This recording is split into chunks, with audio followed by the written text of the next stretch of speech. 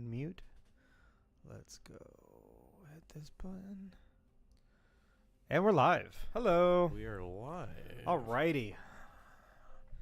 Whew. So we usually start with the news. I didn't prepare any just because we've been so busy. We're setting up Sable's has her own little small business now. Whoa. And it's been LLC. Yeah, it's just been painting, and tomorrow we're doing a lot of furniture stuff. Oh, nice. And so today was like my only day to I watched this movie today, and I was like kind of getting ready for it, and I'm like, no time for news, and we're starting at 10:45 p.m., which is whatever. Granted, it is Saturday, but yeah, it's Saturday. You got off work like an hour ago. yeah. So, Yeah. And then you brought over some food. You're watching Death Note with Sable. Yep. But so no news. Instead, what's going on? Let's. If anyone here's in the chat, you want to get a conversation topic going in lieu of news, by all means. Well, We're useless I without have a topic. new windows in my house that were put in today. It sounds like Max news. I have not seen them yet, but I know my room's all torn apart again. So Well, how many windows? Oh, they did your window too? I'll have to move everything back when I get home. That's good, though. Yeah. New windows that's gonna cut like the AC bill in half. I really hope so because our AC bill's super high. Yeah, because you have bad old shit windows. Also, Duke has apparently doubled the price of electricity in the past couple of years. Oh, really? Yeah, like per kilowatt hour is like almost doubled. Duke sucks. Yeah, Duke does suck. I am not on Duke because I am in the city and we have city-provided electricity. That's nice. It is nice. They're cheaper and they're more reliable. OUC? Mm-hmm. Yeah. What else have I done? I have watched 2 of the big summer blockbusters so far. I've seen Jurassic World and I've seen Superman. I've seen none of those. I'm not interested in Jurassic World. It's a fun time, but it's not great. I feel like I'm just gonna catch it on TV. It's kind of one of those kind of movies, if I'm being honest. Like I said, fun time, not a great movie though. It's doing good in the blockbuster. It was always Jurassic Park always does in the box office. I mean, yeah, people show up for that franchise. Why though? People love dinosaurs. Really, there's no other dinosaur franchise. I guess so, but like Jurassic World, it beat out Star Wars.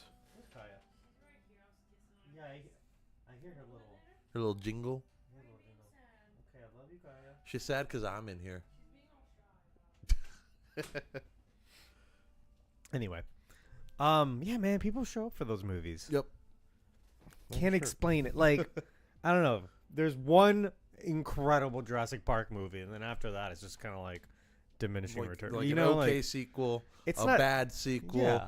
an okay reboot / sequel, and 2 bad sequels to that. Yeah, pretty much. Yeah. Like, I just feel like it's a movie, not a frame. The fuck The was hell that? is that? It's a car trying to show off out there. Whoa. Anyway, if you didn't know, Films from the Phantom Zone is centered in the city now, so we hear noises all the time. All sorts of city noises. Yeah, we hear the booming, the umchuk of the of the bars and the clubs. We see the lights flying off. We hear cops and we hear revving of engines and all that shit.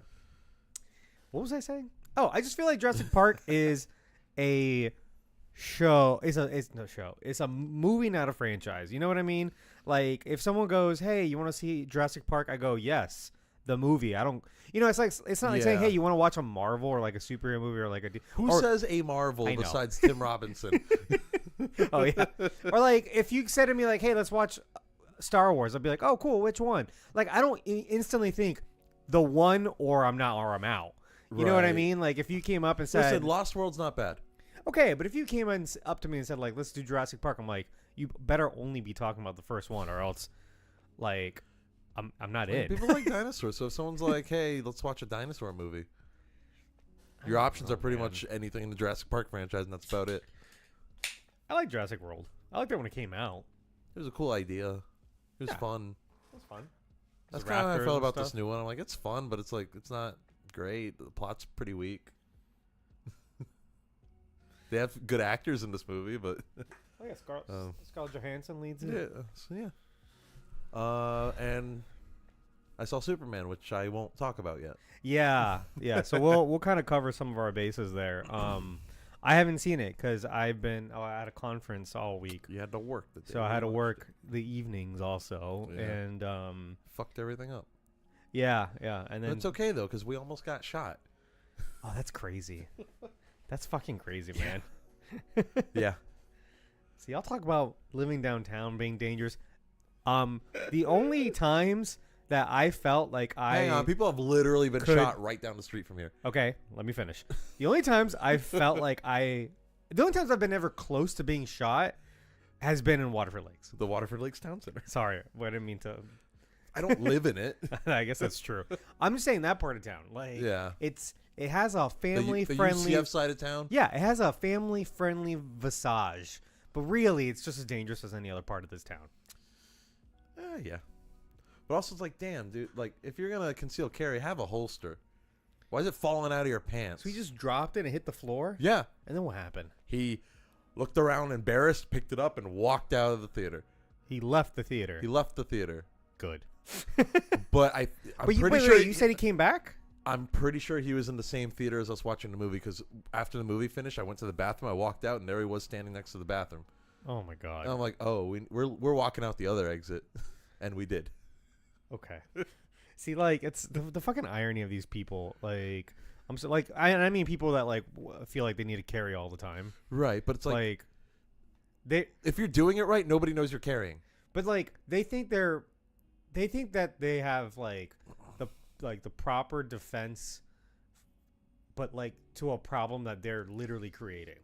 Also, like this guy in particular. If it's falling out of your pants, that's a problem. Right, like I'm saying, someone with absolutely no training. Yeah. Like, he's the problem that other people need to probably shoot. You know what I'm saying? Like, he could have caused... That could have gone off. 100%. Yeah. That would have fucked up the whole night. Crazy. I can't believe that happened. Yeah. Just right in front of the bar at the theater. So this is before the movie started? Yeah. That's crazy. Yeah. Yeah, that was stupid. Yeah, but again, like if somebody's carrying correctly, you would never know they're carrying.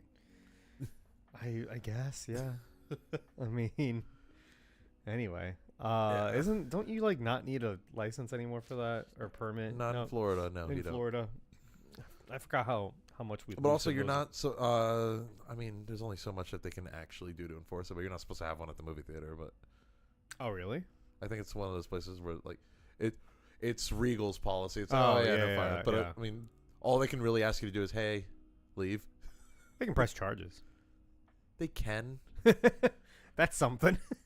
Hey, you're gonna press charges. What if he's like, hey, I'm gonna shoot you? I'm just saying, like it's. They can. Yeah. They probably don't want to go that far. Or they can sue, whichever. Yeah. I guess they're not breaking the law. It's not breaking a law. It's just breaking a policy. Yeah, they can definitely sue you. But they can only really do anything if you like refuse to leave, because the first thing they're gonna say is, get out. There has to be something against like. I don't know if it's brandishing, but like if you drop a weapon like that, like that in and of itself is not at least got to be a misdemeanor. That's what I'm saying. Like that's not legal. Yeah. Like you're breaking some rules because you're doing that. It's I guess however much you can put against being what's the word I'm looking for? Negligent? Yes. Which you can get in legal trouble for negligence. Oh, 100%. Usually it's not like anything crazy. Well, I am glad you guys are okay. I'm glad we're okay too. The gun did not go off. You don't want to be one of those, I don't know, like the next Aurora, Colorado shooting or something. That was like in a movie theater. Like during what, Dark Knight Rises? It was Dark Knight Rises, yeah. And like you just don't want to be.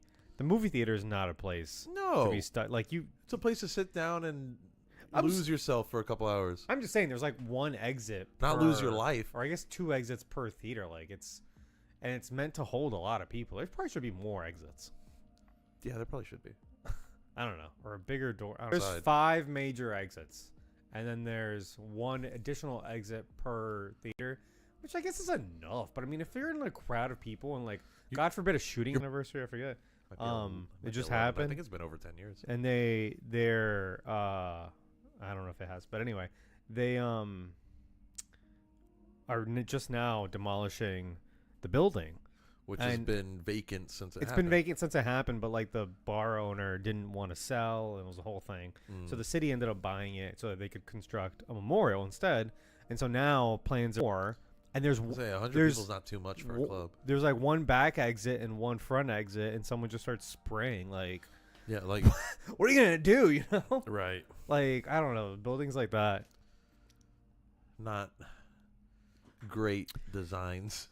My head above water, get everything done. I still want to like be more proactive with podcast stuff, but it's at the same time it's like Life keeps happening. oh my god, and we're so busy with Sable's thing. It's like every free moment we have, we know we there's something. Right. It's all painted, and now we're gonna get furniture, and there's like I've got like papers everywhere about their licenses that we have to finish and stuff. Like it's a whole thing. There's Right. a lot of red tape too. So Yeah. going through that, but no, I let's see. I want to see Superman soon. Does it say Superman? Oh yeah, Okay, we cool. got to talk about it. Yeah, so I want to go see it. I'm trying to think when though. Not tomorrow. I'm busy all day tomorrow. Oh, Arculus has that shirt. Hell yeah. It's pretty common. It's a good shirt. It's simple, but it's great. Just like the movie. Okay, here we go. Also, what's up, Argus? Hey. Yeah, so I hope to see it soon. Sable wants to go now that she heard that. Well, because her sister liked Yeah, it. because her sister likes it. Suddenly she's like, oh yeah, we can go. Before that, she was like, no. I have no interest. Yeah. So anyway, but I gotta yeah. approve a swap request real quick. Oh, okay. Oof. He's clocked in over here, guys. Switching a Monday for a Wednesday. Bartender. Yeah, I'll approve it. Sound like an even trade. Whatever. They both agreed to it. Nobody's getting overtime, and they're both good at their jobs. Well, there you go. Yeah. Okay. Sorry. All right, I'm off the clock now. All right. I'm off the clock too. No, I'm on the clock. I'm on Films from PZ clock. Whoa. Let's just get going because it's gonna be a bit of a ride. I want to do. I'm trying to think of how we should do this. If we should do, like Superman background, because that by itself could take years. Yeah, it's got almost 100 years of history. Mm-hmm. I think maybe we'll just delve in. Maybe anytime we talk about Superman here on it, we'll just do a little bit more. Just a little bit more each Little time. history, yeah. Because there's a lot of Superman movies that we'll eventually go through. Yeah. Let's see. There's this one, and then Superman 2. I don't know if we should do it as two separate movies. How different are they? Because if they're significantly different, we probably should. Test. Test. I literally just I've had this one open. I was playing with it earlier. Why isn't it working all of a sudden? Oh, Audacity. Yeah. Test. Well, the microphones are working. Audacity connected to these mics? Wait, hang on a second. Because, like, Arculus can hear us. He would have said something by now. And Maybe. we're using these proper mics.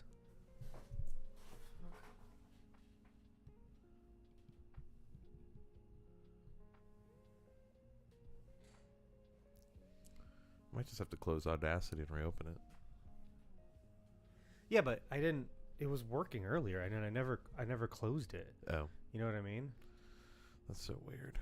Yeah, save project, I guess. You sound fine. Yeah. Get to potting. We're trying. I'd like to. Test. Test. Okay, cool. Okay, I see the waves. This isn't the file that I made. Oh, okay.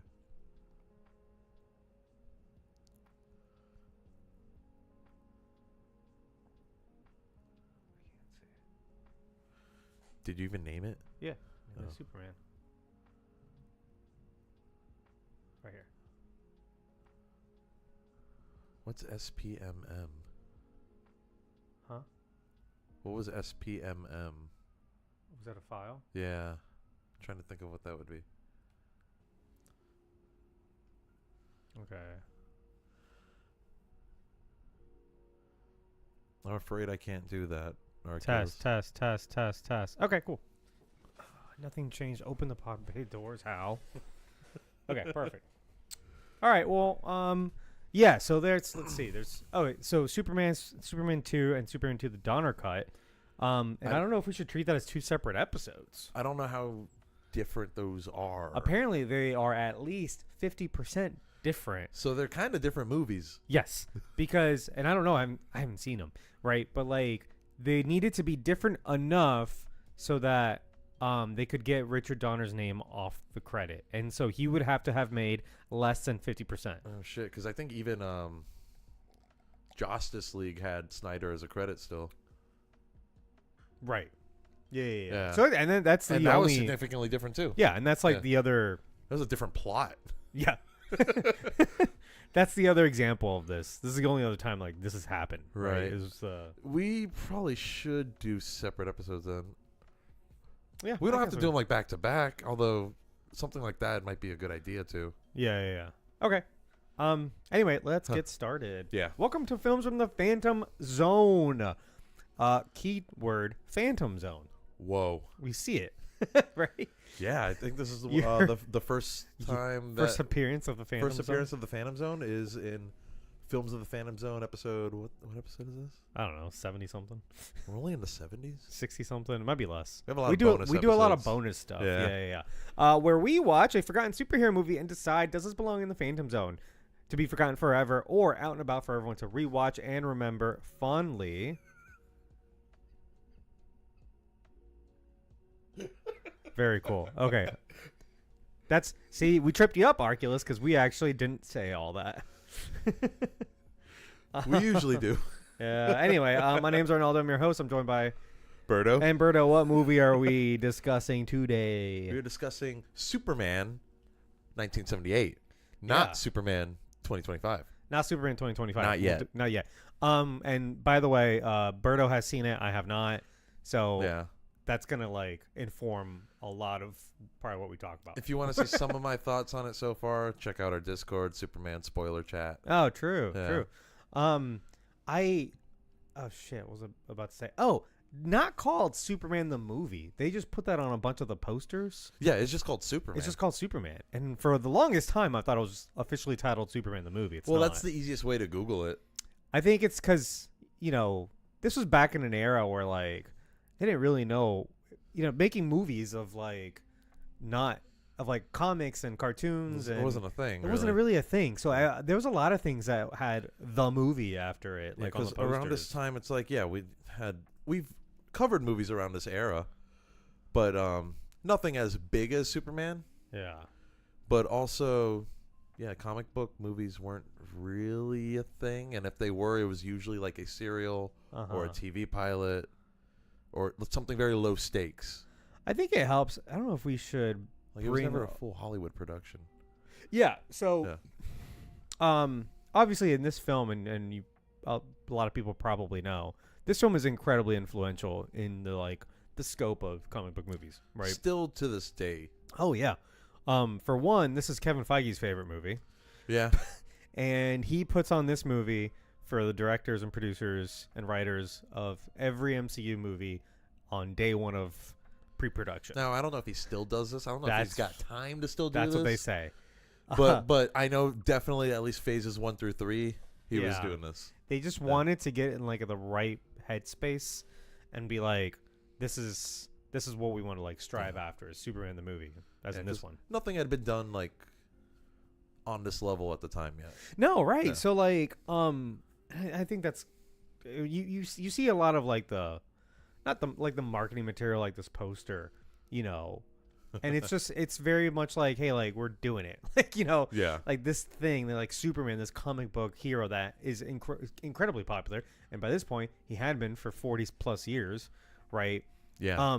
Superman was already old at this point. Exactly. Yeah. It's finally getting a big screen, high budget movie treatment. And that was just kind of unheard of for almost anything, even, things like Star Wars was the year prior. These movies were kind of made around the same time.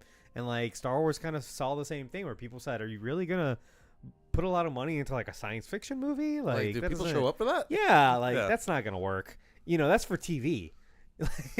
That's For still- TV and lower budgets. Yeah, that's like silly TV stuff, and so that's not film. yeah, and so like we've seen stuff, and we've already talked about things that predate this, but they're silly TV things Yeah. almost always, right? Yeah. Did the first Captain America we do predate this, or was that 80s? It was 70s, I think, but it was Okay. like silly TV stuff. It was You could see the mics in the shot. surprisingly well written silly TV stuff. But Yeah, I like yeah. those. Even like as this is coming out, Hulk is coming out, but Hulk is like yeah, even that was like, hey, it's a big deal, but it's a TV thing. it was a TV thing that Right. was like trying to be taken seriously though. Yeah, That's why they didn't call him Bruce, because it was too gay for TV. right. Which what Popular, not just like popular. shit. Right, and so when you right, like their iteration of that was extra campy, Yeah. very silly and flamboyant. And so when you look at that, obviously you look at it and go, well, this is not gonna go. This movie's No one's almost gonna take dark this in seriously. comparison. Yeah, it's still very campy. It is. It is. Like this is still a very campy movie, and you can tell it's made for like everybody. Like it's for kids, it's for Yeah. adults, and I think it's It was made to get butts yeah, and seats. yeah. Definitely like prove something. I mean, people, I think throughout every generation, like or at least throughout like every like decade, 70s, 80s, 90s, and early 2000s, like you can pick like, oh, this is the superhero movie that really like set forth. And I think none of them what moved quite things did forward. it. Yeah. Yeah. Because in the 70s, like, yeah, this movie was huge. And Superman 2 was huge. And it wasn't like another 10 years before Batman came out. And Batman was like, And Batman kicked the shit out of Superman. yeah. And then And after Batman, it was what, X-Men? it was X-Men and Spider-Man. Yeah. Like after like in the in the 90s it was still Actually, kind of Batman. Blade a little right? bit. But there's all these movies that go, oh well, you can't do that in the movie theater, right? Like you couldn't, like Batman was thought to be unfilmable because it was too silly, it was too campy, and if you took it too dark, then it'd be too dark. Imagine all right, imagine nowadays saying, "Oh man, you can't make Batman too dark." No, Now if you try to make Batman campy, people will crucify you. a couple years ago there was multiple Batman films being filmed simultaneously. Like, All with different tones. yeah, all different actors and stuff. You know what I mean? Yeah. Like, so I think it's yeah, obviously this is a very influential movie. I just think it's funny that like it didn't influence the industry that much for in 10 years, they still had trouble getting Batman, right? Yeah. And then years after that, getting like, Marvel selling all of their like properties. And I think it's influential in the way that it still today has an influence on at least Kevin Feige. Mostly on Kevin Feige, I think. Mostly Kevin Feige. Is Kevin Feige keeping this movie's relevance alive?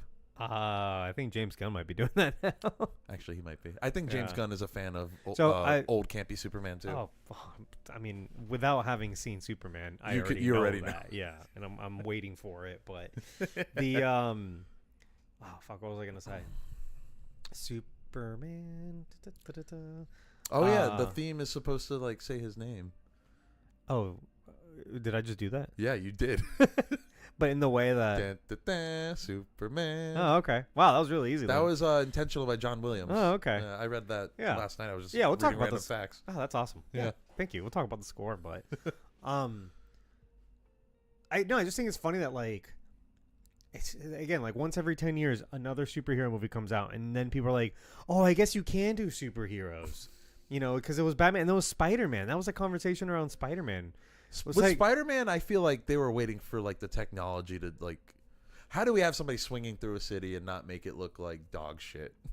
I mean, kind of this looks like dog shit. You know what I mean? Right. Like this doesn't look great. It looks. Wasn't one of like the marketing taglines for this was like "You'll believe a man could fly." Yeah, it's right there on the poster. I can't read that. You'll believe a man can fly. Yeah. Which, Oh, boy. I'm sure at the time it looked great. Well, It doesn't really hold up super well, but that's fine. no, I don't. Yeah, I mean it's fine. Like it's 78. Yeah. I don't hold it against it, but like I Right. just think to your point of like, no one was waiting for like Superman to look good. They just did it. Yeah. You know? Yeah, they're just like, fuck it. Like we're gonna do it. So Superman. Let's do some background on the character of Superman. Has the longest running history of any current superhero. He right? predates Captain America by what, like 8 or 9 years or something like that. Something like that. Yeah. He predates Batman by like 10 months or something. Okay, like, Batman, was very early too. They're pretty close together. I figure what we're gonna do. We're gonna talk about Superman a lot. Maybe not right now, but like I can't just sit here and do his entire history justice. No, because we'll be here for 2 hours only talking about the history of Right. Superman, which that'd be fun to do.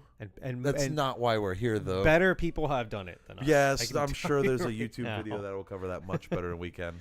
But yeah, Superman created officially his first appearance in 1938 in Action Comics #1.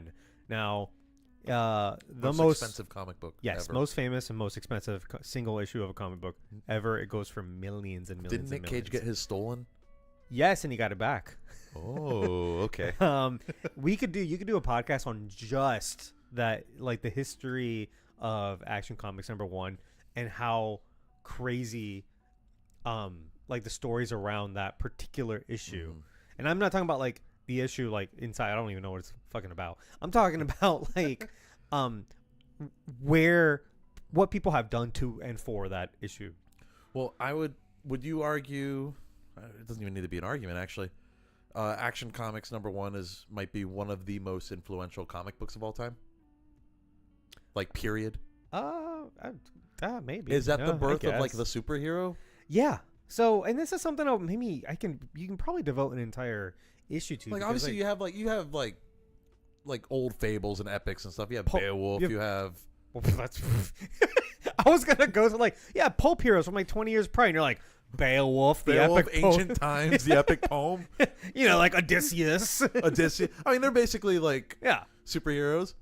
It's not the same thing though. They're not going around You like got rescuing Moses. Moses. He Jesus rescued Christ. He rescued a lot of civilians, actually. Actually, Moses might be the first superhero. Moses slaps. Let me tell you. Yeah. Have you guys seen The Prince of Egypt? Oh, we can do that. So Anyway, so no, and it's something I think I want to do. Uncanny X-Men 2. is that the Gambit one? Yeah, guarantee. He's made that same comment like 10 times on this podcast. It's either Gambit I or like to do more Bishop. research on that topic and come back to it on is Superman the first superhero? And I think it's, if you want to define, I think the definition of a superhero came post Superman, Right. and so it's almost like a self-explaining definition, or what's that called? Self-fulfilling prophecy? No, it's like it's when you define something by itself. It's like oh, is it not self-defining? like you're the best birdo, right? Like Oh, yeah. you're the best person There with are other classes birdos. and all, describing yourself. It's like that. So like if Superman created the superhero, then obviously he's the first superhero. You know what I mean? But like there are heroes that came before. There are masked vigilantes that came before. Yeah. There are pulp Does heroes Zorro predate? by a lot. Okay. Yeah. Okay. But he was a character He- in books. Yeah, and he And was then- a vigilante. It's not like superhero. He wasn't super powered either. Well, some people had powers. There's like fuck, what's his name? The Phantom. He had Phantom, some powers. Moses. Moses. He had had the power miracles. of Christ. Yeah. No, Christ wasn't alive. Christ wasn't alive yet. He had the power of God. The power of God. Capital G. Anyway, I think it's an interesting discussion because I feel like Captain Marvel came out around the same time, and so Which there was Captain Marvel? the Captain Shazam Marvel, one, Shazam, right? yeah. Yeah. And Okay. so like there was a lot of like, I know there was we talked about this Captain Marvel, but like there was lawsuits going back and forth about who stole it from who. Who stole it from who? Because You know. they were kind of stealing from each other. Kind of, right? So it can get a little complicated. I'd love to dedicate more time to that. But let's get to just Superman. Yeah. Created by Jerry Siegel and Joe Shuster. The two of them met in 1932. So this is a few years, about 5 or 6 years prior, while they were in high school. So these guys were really young. These guys were in high school 100 years ago. I mean, 90, Like 90-something years ago. 5-ish years, right? Yeah, they were in middle school 100 years ago. And they bonded over their love of fiction and writing Mhm. and stuff. Anyway, so Siegel, But they love Jules Verne. yeah, they loved amateur science fiction stories, And so they actually, one of the first things that they wrote together in 1933, 5 years before Superman, was called The Reign of the Superman. Oh, shit. Hyphenated, I think. Or maybe not hyphenated. The book, the binding is like right there. Oh. So it's kind of hard to tell. But anyway, the character, this version of Superman is a homeless man named Bill Dunn, who is tricked by an evil scientist into consuming an experimental drug. The drug gives Dunn the power of mind reading, mind control, and clairvoyance. Ooh. So he's basically like a Professor X type guy. And he's bald. So he's very much like a Professor X type guy. Proto Xavier. Yeah. And he uses these powers maliciously for profit and amusement. Oh. But when the drug wears off, he becomes a powerless vagrant again. So he's a bad guy. The first Superman was a bad guy. Yeah. All right. So, and there's multiple iterations of Superman until they multiple prototypes until they finally landed on the one in Action Comics #1. But the journey to making Superman was fraught with a million no's, right? It was a million. Oh, that's not gonna work. It was a million no's and one yes, right? Yeah. Eventually, so they shifted into making comics, with focus on adventure and comedy, and that's what almost all comics were, right? Yeah. But they were told if they wanted to make a successful comic strip, it had to be more sensational than anything else in the market. And so they decided if they're going to make Superman work, they still wanted to make this concept work, right? Yeah. He can't be a villain. He has to be a hero. He has to be a hero, and it has to be as outlandish as possible. Yeah. And so the second version of Superman, they gave him powers against his will by an unscrupulous scientist, but instead of psychic abilities, he acquires superhuman strength and bulletproof skin. This time, Superman is a crime-fighting hero instead of a villain. And at one point, he wore a bat-like cape in some panels. But typically, he and Schuster agreed there was no costume yet, and there was none apparent in any of the surviving artwork. Okay. So a little bit closer, right? We're almost a Superman. Basically, the duo break up. They kind of split ways. Before Action Comics? Yes. Damn. Because Superman, hang on a second.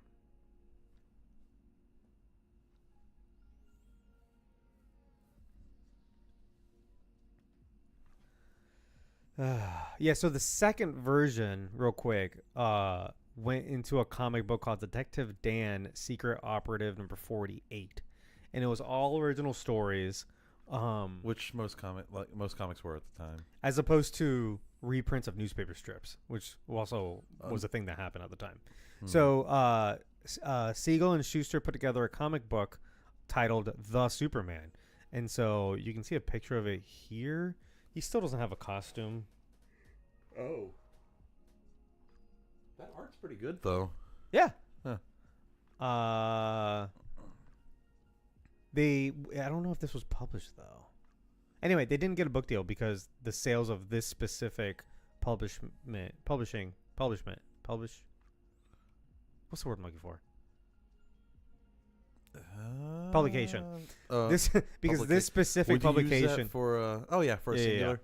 Yeah, this specific publication was not successful enough, and so they were rejected. So many exist.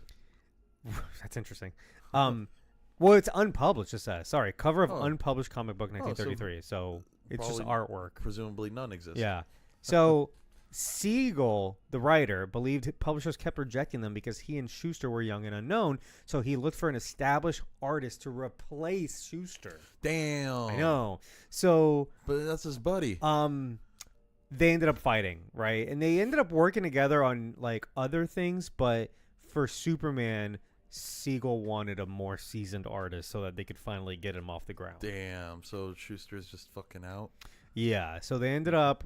Let's see. He didn't help with like storyboarding or anything. He went to some other guys. He went to Leo Omelia, who drew the Fu Manchu comic strips. Oh. Yeah. Yikes. And then he changed his origin, so he's like a science adventurer. from the far. Okay, so scientists adventure from the far future where humanity has naturally evolved superpowers. Oh. Just before Earth explodes, he escapes in a time machine to the modern era, whereupon he immediately begins his superpower. He begins using his superpowers to fight crime. All right, this is not too far off. Yeah, we're getting close to Krypton, Yeah, right? yeah. So instead of time traveling from a future Earth, Came from an alien he planet. came from a different planet. Yeah. Exactly. So anyway, he ends up finding in 1934, partnered with another artist, his name was Russell Keaton, who was doing Buck Rogers. Buck Rogers. Yeah. So, and again, that's another hero, Yeah. right? So this version, the Superman origin, further evolved in the distant future where Earth is on the verge of exploding due to giant cataclysms. The last surviving man sends his 3-year-old son back in time to the year 1935. So again, we're getting a little closer. They really want to do this time travel. Yeah. The time machine appears on a road and is discovered by motorist Sam and Molly Kent. Oh, They we got leave- the Kents. Yeah, but they leave him at an orphanage Oh, fuck. where the staff struggle to control him because of his superhuman strength Oh, my God. and impenetrable skin. That would create a villain, I feel The like. Kents then adopt the boy and name him Clark, teach him that to use his fantastic natural gifts for the benefit of humanity. And Siegel sent Keaton an extension of the script. Blah, blah, blah, blah, blah. All right, so we have Clark Kent. We're getting so close. Yeah. Yeah. So this was shown to a newspaper syndicate and they were rejected. And Keaton abandoned the project. So now Siegel and Schuster back together, redeveloping Superman for like a 4th or 5th time. Now he's finally an alien from the planet Krypton. Schuster designed the now familiar costume, tights with an S on his chest, overshorts, and a cape. They made him a journalist who pretends Schuster's to be... back? Schuster's back. Yeah. Okay. Yeah. So Damn. I'm happy about that. Yeah, and then he designed the iconic costume. Clark Kent, journalist, pretends to be timid and conceived. There's Lois Lane. No one realizes that Super and Kent are the same person Because he wears glasses. because he's all timid and quiet, right? Yeah, and, people can't act ever, so... So they finally find work with National Allied Publications. So that's the company that ends up becoming DC. Okay. Detective Comics. Yeah. Comics. Detective Comics.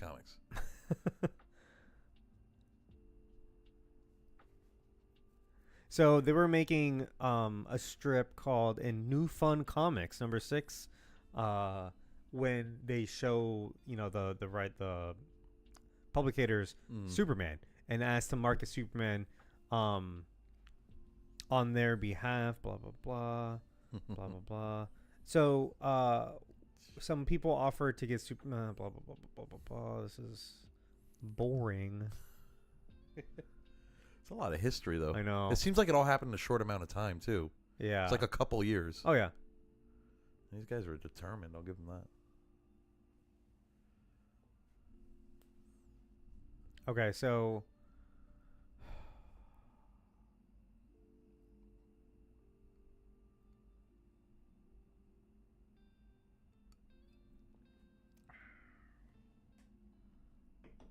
Okay, so in 37, so again years are passing. Siegel visited Jack Leibowitz, who at that point is starting Detective Comics, right? Okay. To produce comics for an upcoming comic anthology magazine called Action Comics. So Detective Comics was printing something called Action Comics. yes. Yeah. But Detective Comics came first. Okay. Remember, Batman doesn't show up till like Detective Comics number 30 something. Oh, it's already been around for a while Yeah. at that point. Yeah, and these are all anthologies. So like you'd open a book and Is like Dick different- Tracy from that? I don't know. But they're all different stories. You know what I mean? Yeah. So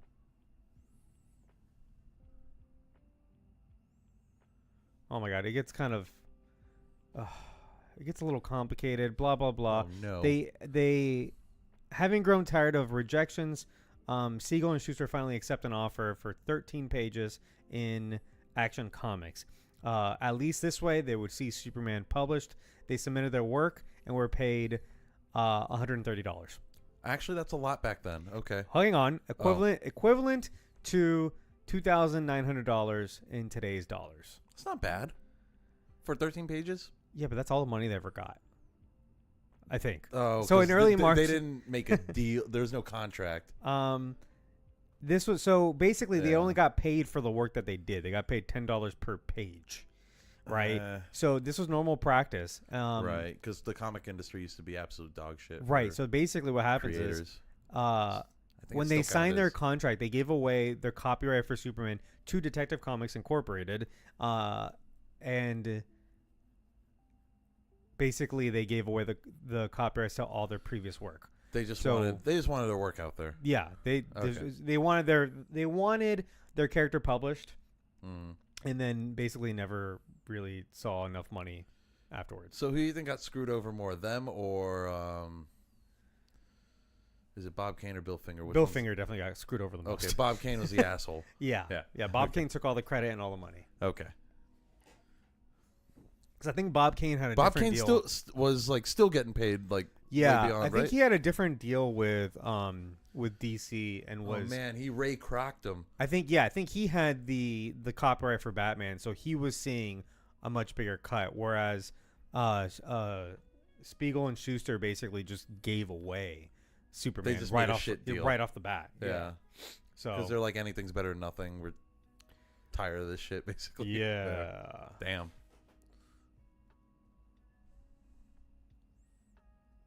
At least they're still credited with the creation. Yeah, that did happen. Yeah. Unlike Bill Finger. Yeah. But okay, so I think at some point I also want to do we did a keep or cancel one time on Bill Finger. I want to also do one on Schuster and Spiegel and Schuster. So I think that's all of the background I want to get into today.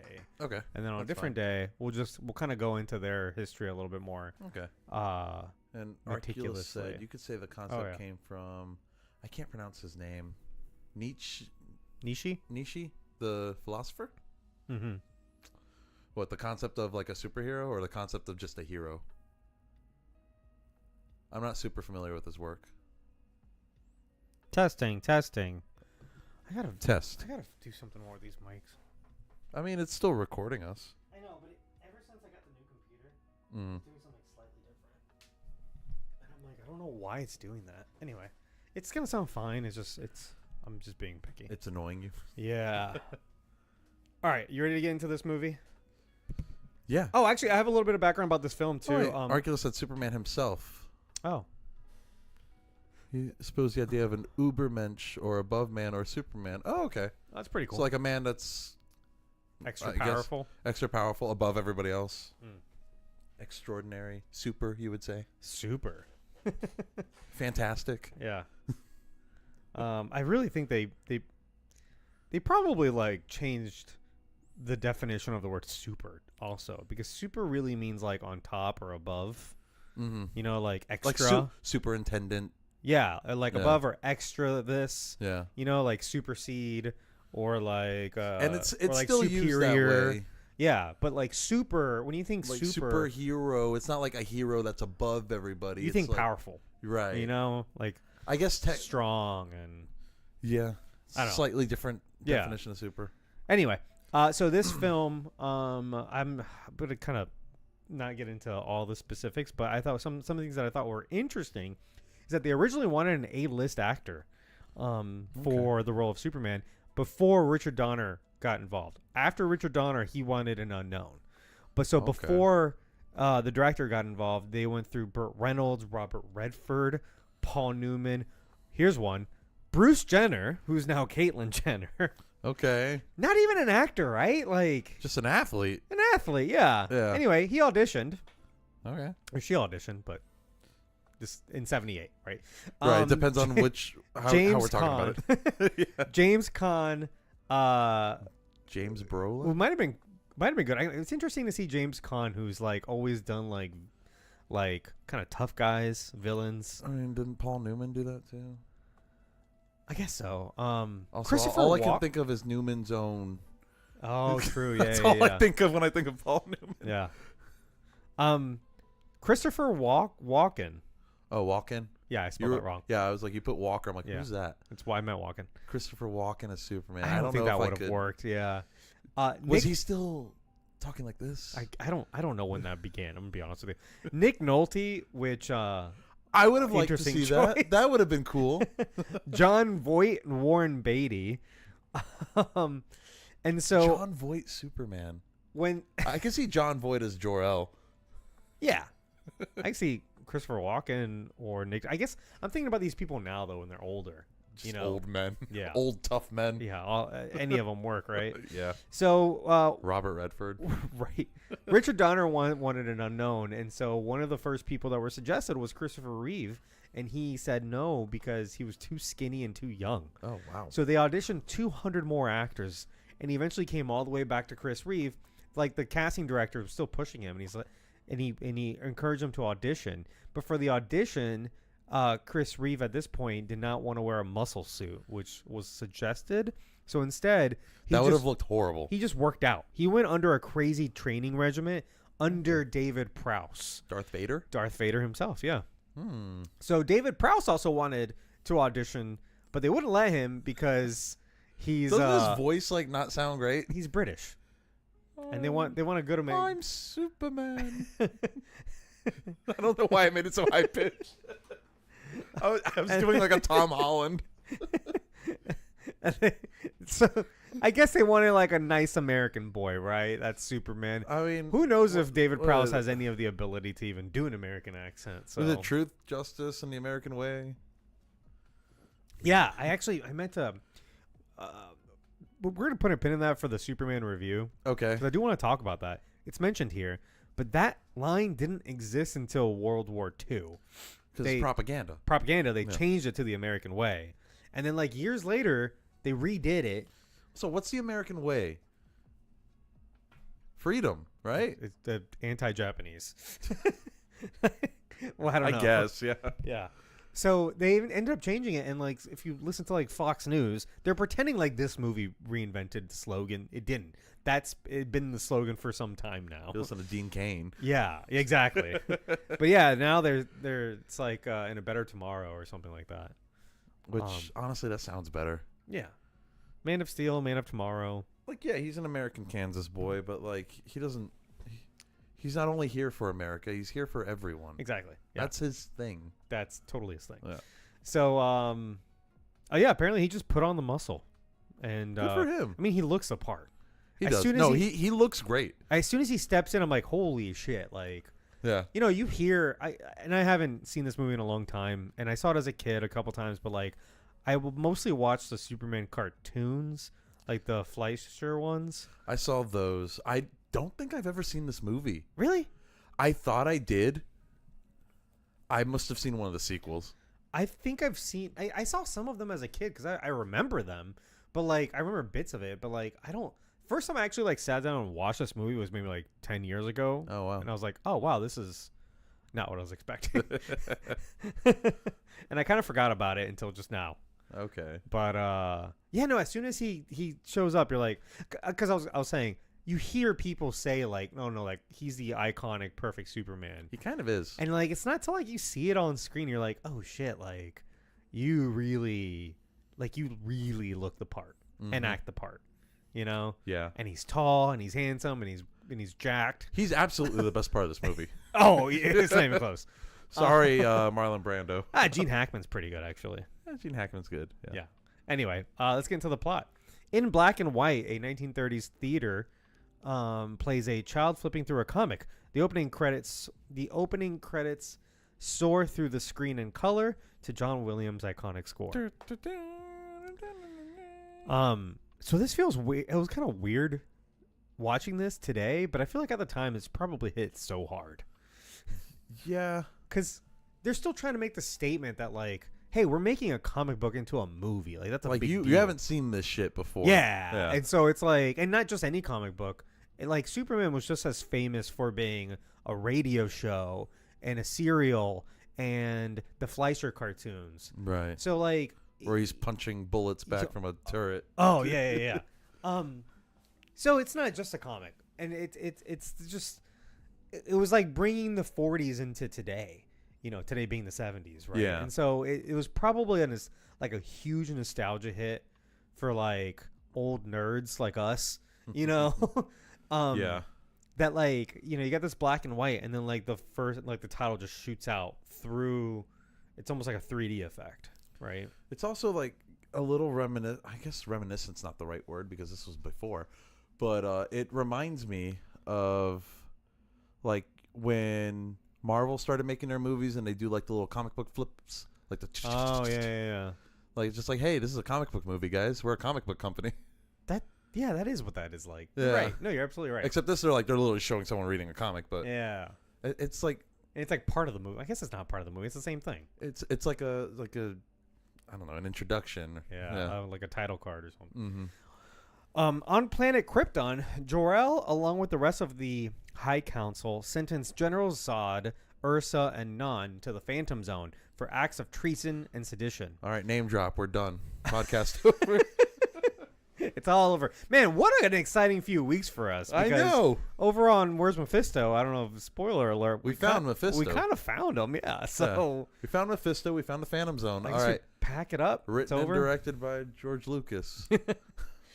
Zod holds Jor-El personally responsible for their banishment as Jor-El ignores him and calmly walks away. Not gonna lie, that was kind of badass. He's like just being yelled at and he walks away, and then like the dome opens up. This is actually great production work. You can tell it's a set, but like it's a very good set. It's good. I don't know. I think it's clever, like sci-fi setting. Yeah, their suits are so bright though. That's the next scene. This is the one where this is when they're he's wearing all black and he looks great. They should have just kept that. No, because when they're wearing white in the next, oh my god, it's off. Too much. Yeah, it's too much. Anyway, the trio are locked in a cosmic floating mirror that's its own dimension, but also looks very cramped. They're just like on top of each other screaming. Yeah, it's weird. It's a very iconic scene, and I also wanted to look up if this invented that. Not Phantom Zone. I know the Phantom Zone's been around, but the actual visual of them being stuck in a little mirror. Yeah. Because it's been used in comics, but it's been used in comics since 1978. I'm sure this movie brought a lot of like new things to 100%. the mythos. Yeah, including some of these characters we're going to talk about. Anyway, later in a very similar scene, Jor-El pleads to the council to heed his warnings that Krypton is collapsing and they must evacuate. The council does not believe him and threaten him if he creates a panic. Jor-El promises that neither he nor his wife will leave Krypton. Didn't say anything about a baby. Do they even know he has a kid? I don't know. So anyway, what a switch from best costume to worst costume. Because to your point, like he looked great in the black, right? And then cut to they're all wearing aluminum foil. You're just like, aluminum foil is the perfect way to put it because it's like, even looking at it on the screen, I'm like, God, that's bright. Like, what's happening? Yeah, it's depending on like the device you're watching on, it might look better or worse. Because I on the TV it was kind of okay. Then I watched it on the computer, and like all of their faces are dark. They look like they're in shadow because of the contrast between all the light reflecting off of the fucking aluminum foil that they're wearing. Yeah, it's like it's not good. It's like it's like terrible. Zod is now in like Saran wrap. Oh yeah, your OLED. Oh god. Yeah. Oh man. So I hate the costume. Really good costume to really bad costume, like almost instantly. And everyone's wering it. So there's like 10 people on screen. They're all wearing this thing. They just have really and bad it's style so on Krypton, I guess. It's so reflective. Time for Berto to chug, I think. Oh, here he goes. This is your fault. This is your doing. This is an 11% beer. I shouldn't chug. Wow. I already did. Anyway. Later, Jor-El and his wife put their son Kal-El into a crystal star-shaped pod where he will escape to Earth. Laura doesn't understand why Earth. They are primitive, and Kal-El will be a powerful outcast to them. He takes off as calamity ensues on Krypton. Crystal-shaped structures collapse as their weird city is destroyed. The planet explodes, but Kal-El's ship flies away. During his flight, baby Kal-El has to sit through 3 years of his father's scientific lectures. He's finally put out of his misery when he crashes on Kansas. His father knows a lot about Earth. So... And, like, its history. Yeah, so they know all of the history of, like, 28 galaxies, he says. So, like, how do you learn all that without visiting? So, this movie doesn't get into it. And I'm not... Like, I don't even think it will... I don't think it's ever explained in the series. Probably not. Yeah. But my point was going to be that... I don't know. In general, and I haven't seen Superman, the new one, but in general, I feel like this movie has such a chokehold on the character that everyone just wants to keep on going back to this. And having just watched this on fresh eyes, I'm realizing that this movie has been essentially remade twice, right? Because Superman Returns is a remake of this. Even though it's a sequel. Even though it's a sequel to Superman 2, right? Yeah. Even though it's somewhat a sequel, it's like Force Awakens. It's literally doing some of the same plots. Yeah. As this movie. And then, maybe that's why Superman Returns didn't really hit with people. Well, I guess it might have hit with some... Like, I didn't... It probably hit with, like, the older fans. I watched it, and I was like, oh, that's interesting. And I think that was when I watched this movie. I think Superman Returns was the first Superman movie I actually watched. And then I saw this movie, and I'm like, they just fucking did this. Like, it's the same... I think I like this better than Superman Returns, at least from what I remember. Maybe, but... All I remember from Superman Returns, though, is Kryptonite Island. Yeah, okay. But it was another plot to make more real estate. Like that. Oh, yeah, that it was his real estate scheme. It's another real estate scheme. And they do the flashbacks again. He learns to fly. You see more of Do Kansas. we get Otisburg? Otisburg. Otisburg doesn't sound that bad. It's just a little itty bitty place. Like, not a big deal. It sounds better than what? Like Lex something? Like... I almost took a picture because I think the funniest part of that is that Eve Mrs. Tessmacher, who, fun fact, was a character created for this movie. Yeah, she's an original character. But she got brought into canon afterwards. Anyway. She got a city, and it was called Tessmacher Peaks. And they it had two little so That's as funny. like the logo. It looks just like the Twin Peaks logo. This is a horny movie. It is so horny. This movie's so horny. I didn't even like put that together.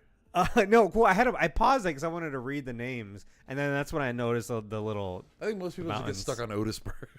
Yeah, which is like written in like it's like Sharpie, and it's like, he wrote it himself. Anyway, what were we talking about? So Superman Returns, and then Man of Steel, in a lot of ways, touches on a lot of these plot points. It's in a way a remake of this movie again, because Man of Steel even quotes some lines directly from Jor-El. Yeah. Right? So like Man of Steel went a little bit more into the Krypton of it all. Right. Well, and this is, I don't want to sit here and like compare, this to Man of Steel, because I think Man of Steel had the benefit of looking at this and being like, okay, what would I do different? How could I improve upon this? Right. It's a lot that's always different than making something from scratch. You can almost always grab something and make it better. You know what I mean? I just think the first 30 minutes of Man of Steel is like vastly improving this. Yeah, even though it's like doing the same thing. It's doing the same thing. It's just doing it way better. But fuck, what were we just talking about? You might piss a lot of people off with that Man of Steel comparison, though. Okay, it is what it is, dude. The first 50 minutes of this movie are kind of bad, and it's so. And I'll get to it. But what you were saying in Man of Steel, they answer that question because halfway through the movie, it's revealed that Krypton used to be like colonizers, and so they would go and they'd take over planets and they'd consume their knowledge, and so. How does Zor-El know everything about 28 galaxies? Because they probably took over those conquered. planets. Yeah, they conquered. Yeah, which is what Zod wanted to do to Earth. Right. Yeah. And so here you have to read between the lines, and Man of Steel, that's the official explanation. Yeah. So it's like the Kryptonians probably aren't. They probably good. Suck. They probably aren't good people. Mm-hmm. If you've seen or read Invincible, they're probably like the Viltrumite Empire is very much based on. Yeah. The Kryptonians. 100%. Yeah, exactly. Yeah. It just takes it a little further where they actually, go and conquer and kill everybody. Right. They actually, we see it happen there. Kryptonians probably did that already, but, their planet blew up, so it sucks to suck. So it does suck to suck. I just can't stress how much I don't like these scenes. I don't think they're written very well. Marlon Brando hates it. He is. So when he's finally talking, his performance isn't that good. No, it's bad. It's straight up bad. The first part is good, where he's talking to Jor-El. I think that part was good, and then it just gets worse and worse when he's saying his little monologue to baby Kal-El. Mm-hmm. The lines are sitting on the baby's stomach. Because he didn't want to remember. He at that point he doesn't want to memorize the lines, and you can tell if you look at his face. Berto, replay it. He's just reading. He's reading. He's literally just staring at the baby and reading his lines. Oh poorly. No! You can see his little eyes kind of tracking. But people love this shit. I don't get it. I think these scenes, and then we've talked a lot about and then when you write scenes, you can't just say this happens and then this happens. And then this happens, and then this happens. It's got to be this happens, which leads to this happening. Yeah. The first 50 minutes of this movie, literally 50 minutes. It's not 15 minutes until Chris Reeves shows up, by the way. Is literally just that. It's, and even here, the first 30 minutes, it's 3 scenes, and they're completely different times, and it's the same people in the same room saying different things. And it was just the trial of Zod.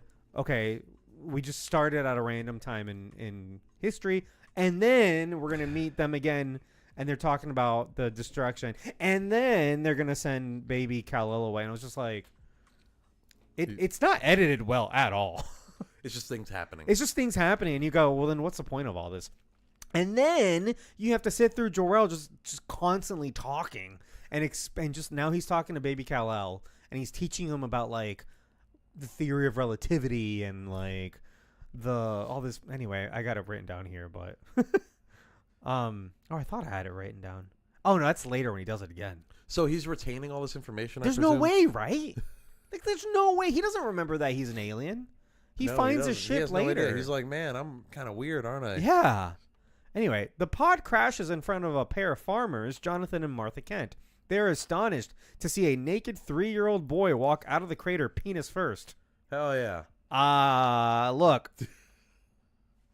That was weird, right? You don't need to have 3-year-old full frontal. I don't think it was that much of an issue back then. I don't think it's an issue now. I just think it's weird. Right? Maybe a little bit.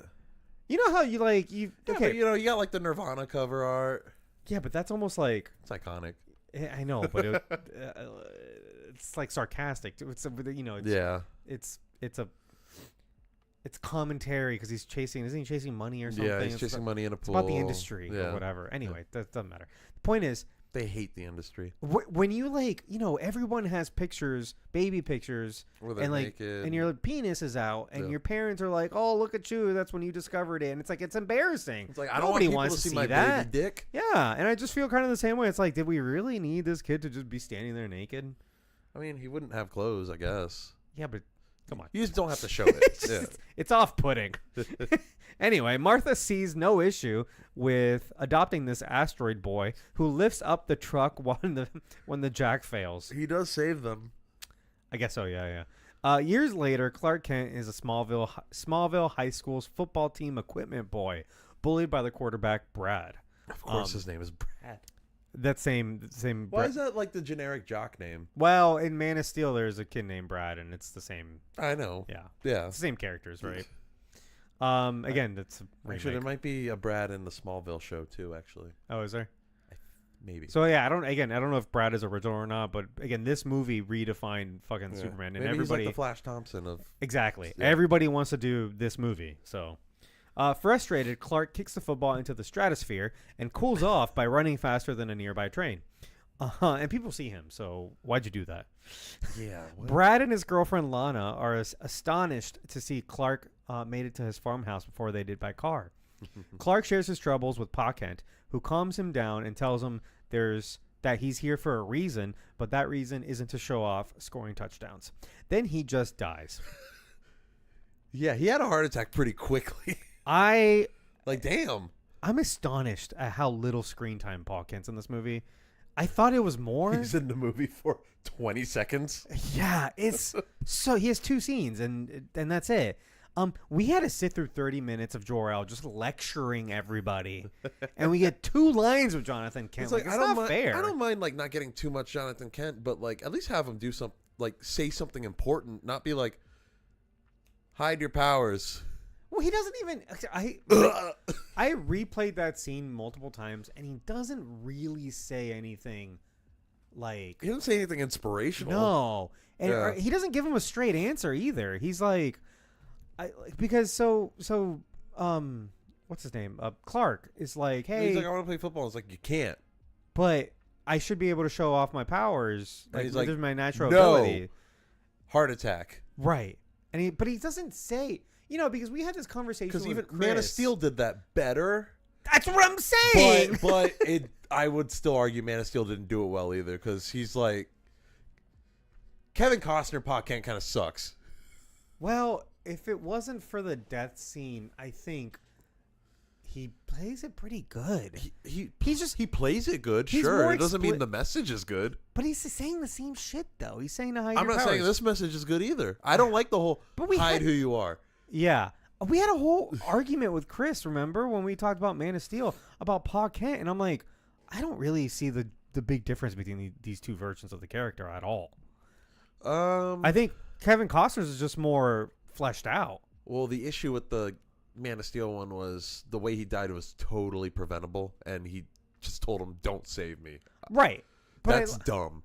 I like the idea of you can't save everybody because even Superman can't stop you from having a heart attack. But I also like the idea of Pa Kent wanting to sacrifice himself to protect Clark's identity, because he's a freak show.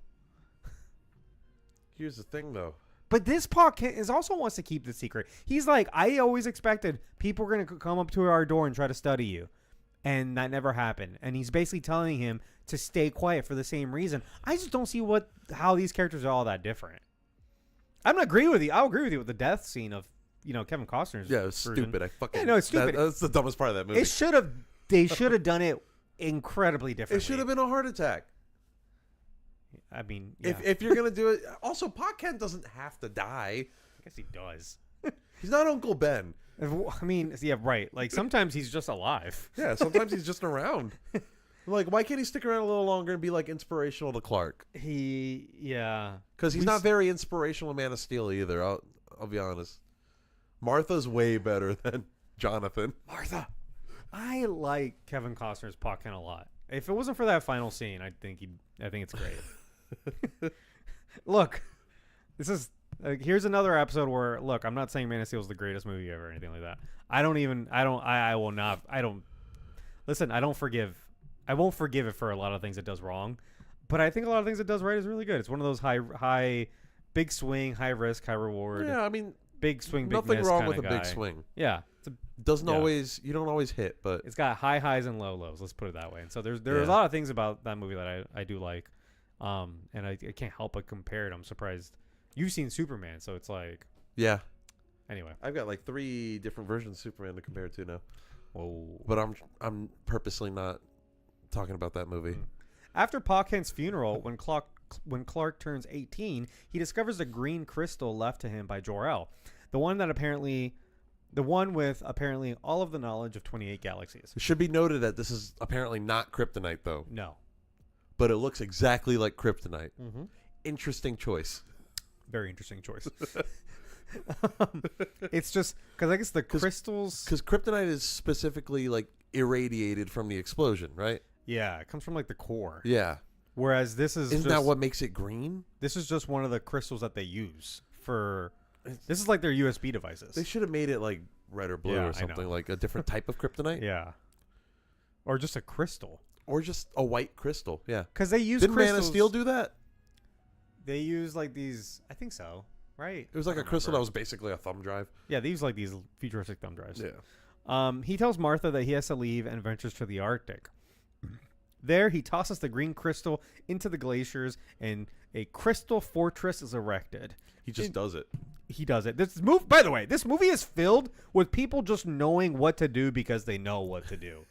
And I'm just like, how did he know to go to the Arctic? Did he just want to go to the Arctic? He might have just wanted to go somewhere isolated. Yeah. He just knows how to throw it. Because this gives me questions like, all right, would that have just created a fortress wherever he threw it and he just happened to throw it in the Arctic? I guess so. So what if he like just tossed it in a city? Right? It's just calamity. Like you're just in Metropolis and like, oops, I dropped it. Oops.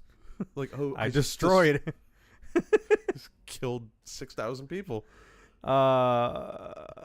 Inside, an interactive hologram of Jor-El speaks to Clark. Again, the Man of Steel did this. I was astonished at how much Man of Steel is a remake of this movie, because in my head I was like, oh no, they did something different. But everybody hates Man of Steel. They did this. Right? Like so much of it is beat Is for Man beat. of Steel the Force Awakens of Superman? Is the Force Awakens? No, Superman Returns is the Force Awakens of Superman. So what's Man of Steel? I don't know. If we just rebooted Star Wars, I guess. It's the Harry Potter TV show. Oh, the one no one asked for. Anyway, he says thousands of years have passed since Krypton's destruction. I hate that. We'll get to it. Together, Jor-El and Clark travel through the relativity. I don't like it. I'll get to it. Together. Hang on. Let me just finish. Because they do it again. They do it right here. Together, Jor-El and Clark travel through the cosmos for years, enduring endless lectures about physics, human anatomy, the ethics of divine intervention, on and on until Clark is returned to the Arctic 12 years later and is now 30, dressed as Superman. So they did Interstellar. They did time dilation, yes. But But they didn't really explain it. They just did it. It doesn't work like that. Like, he just says... They just say it a lot. There's a lot of things that are just swept away with like a line. He's at one point... They were on that planet. They got knocked out for an hour. It's been 30 years. Okay. But... Look, time and space are relative. Sure. But like, Clark makes it... You're trying to tell me that Clark makes it to Earth in 3 years. That he experiences 3 years. Maybe he went through a wormhole. Light experienced thousands of years? Because he says thousands of your years have passed. Actually, yeah, he would have gone faster than light. So then, and then when you go look back. Also, how does he already know but what is about that? Einstein? What is that? Well, I think they have their own theories of relativity, right? Okay. Einstein just discovered it. He didn't say Einstein. You know what I mean? He just said relativity. Yeah. So like, also, Lara was like, they're so primitive. Well, yeah. It's like the Stone Age. I guess they would have literally been primitive, huh? Right. But it took him 3 years to get there. Yeah, but thousands of years had passed, though. He said thousands of years have passed it was since Krypton 3 years exploded. For Clark or Cal. Right. But thousands of years, I guess, for Earth? I guess. Time is relative. No, but it doesn't make sense. No, it still doesn't make sense. And not only does it not make sense, what's the point of it, narratively speaking? Oh, no, it's stupid. It's a stupid line. It just makes me want to stop the movie and think about how dumb it is. You know, and then what's worse is just trying to make it science fiction. What's worse is that he had to endure all of those lectures for 3 years as a baby. If that's not bad enough, now he's got to do it again. He couldn't even fucking comprehend what was being said to him. Yeah, now he's got to do it again as an adult for 12 years. That's like, oh, your babies, if they listen to Mozart, they're smarter. I don't know how true that actually is. Can you imagine? Is there science behind that? I don't know. But could you imagine like waking up and you're like in a hyperbolic time prison. And there's a man talking to you. Lecturing like you're in school. Because then like he was like, this year we're gonna discuss the human heart. What do you mean this year? What? He robbed him of his adolescence, dude. Like his 20s are gone. He just and like okay, so like why did he go off to the Arctic by himself in his But then 20s? like Martha Kent, what's she doing for 12 years? She's probably like, where the fuck's Clark? What, Clark's dead to her? Where's the scene? You know what I mean? And then later, like, I guess they make amends, but where's the scene going like, hey, I thought you were dead, you bitch. Where have you been? You said you'd come back. It's been 12 years. What are you talking about? I was only there for like an hour. You're a foot taller, dude. What is this? And here's what kind of gets me too. All of this eternal wisdom, Clark doesn't really use any of it. Like, he's not really all that bright. No, instead he's going around, he's rescuing cats, and he's getting children beat up.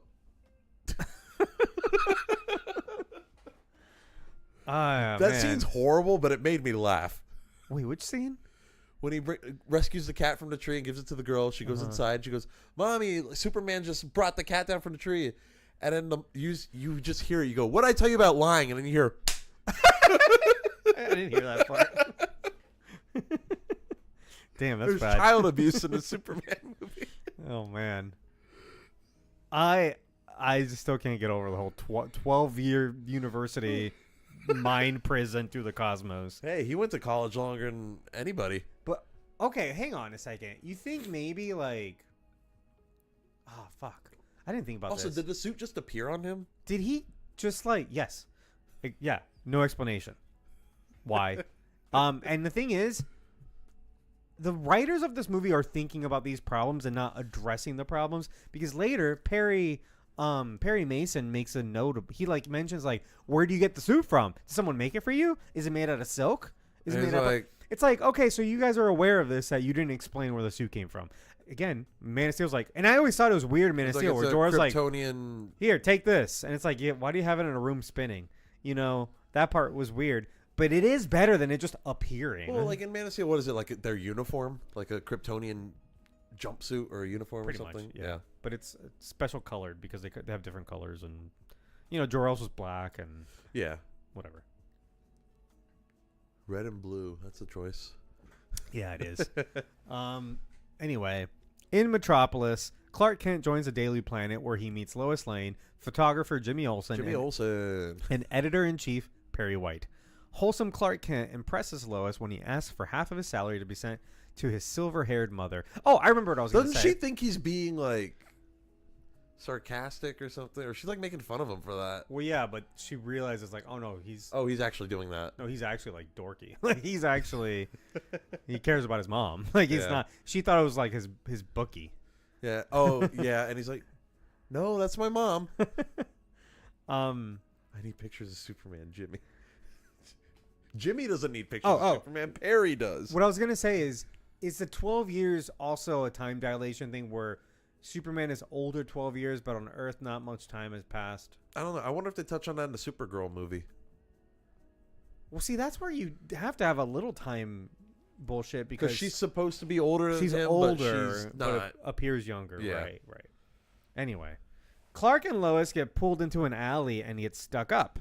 Acting modest and scared, Clark tries to talk down the mugger, but Lois kicks his gun. The mugger shoots. Clark catches the bullet and pretends to faint. Meanwhile, a police detective follows Otis, the bumbling bozo henchman of wanted criminal mastermind Lex Luthor, into the subway. Otis sneaks into a trap door, and Lex controls the door to push the police detective into a passing train. This was like campy and like grim at the same time. It was grim and like nothing ever came from it. Like, was there no investigation? Yeah, he's just dead. I guess Lex Luthor is probably more and more wanted because he's in hiding, right? So like, right. And he openly claims to be a criminal, which is campy, comic booky. So I guess he already did stuff. True. And like the police are looking for him. Right? Yeah. Anyway, this is where I think the movie starts getting good. Because actors are acting all of a sudden. Yeah. Well, we have Lex Luthor now. Lex Luthor is great. Christopher Reeves is fantastic. He's so delightful. Now that he's finally in the movie. Yeah. Also, not the first time we saw him. Did you know he actually dubbed the younger Clark Kent's lines? I did not know that. Okay. Yeah. Who played the younger Clark Kent? His name is like James something. He did kind of look like a younger Christopher Reeve. Oh, they also gave him prosthetics to look more like Christopher, okay. Which I thought was kind of silly. Yeah, I mean, Jeff worked East. for me. Yeah, Jeff East, this guy. Okay. Is he dead? No. Oh, he's only 67. Yeah. Okay. He was in MASH. He was in Pumpkinhead. He hasn't been in too much though. No. He looks familiar though. But I haven't I've seen Pumpkinhead once. Maybe that's what I saw him in. Anyway. Huh. Yeah, his dialogue is redubbed by Christopher Reeve for the final cut. That's not necessary at all. Yeah. Like, at all, and you can't even tell. Yeah, they didn't need to do all that.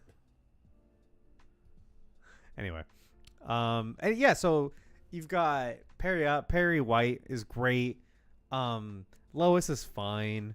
But, like, at least you have actors interacting and acting with each other instead of, like, one character just talking to and telling someone else something. Right. Or Pocket having one good line and then croaks. You know? Poor guy. And I just want to point out, 50 minutes into the movie before it starts getting some rhythm. Well, this is also, should be noted, this is a pretty long movie. It's 2.5. That's long. Yeah, it is long. But, like, again. It doesn't, I will say it doesn't feel that long. The first hour drags, and after that it's like, breakneck. Oh, yeah, it's brisk after that. But Yeah. you feel like you're watching a different movie. And now I see why Man of Steel did it in flashbacks. Because it's better pacing that way. Oh, my God, it's paced so horribly, this one. It's just like. It's too slow. It's just like, and then again, and then. It's like, okay, when are we going to get to some cause and effect, you know? I've seen people say Man of Steel's paced slowly too, though. But at least it builds better. I think so too. You know? Yeah. Like, it builds really well, I think. Whether you like it or not, I think it One thing I do edited. like about this movie is the little bits we get of, like, the Daily Planet. I like that. Oh, yeah. It should Like have been most just of the movie. slice of life stuff. Yeah, it's good. Yeah. Yeah. Which we don't get, like, any of in Man of Steel, really. Well, he had Any Daily Planet stuff we get, it's like until the end. he did until the end, yeah, and then we get barely BVS. anything in BVS. Well, if you watch the extended cut, you get there's more, but subplots where he's trying to investigate Batman. He's actually Yes. trying to for a story, and we did an he episode on that. I know, and then he goes to the place and he interviews people. He's a journalist for you know what I mean? So, like, it's in there. It got cut. It's Never whatever. forget they killed Jimmy Olsen at the beginning of that movie. Oh yeah.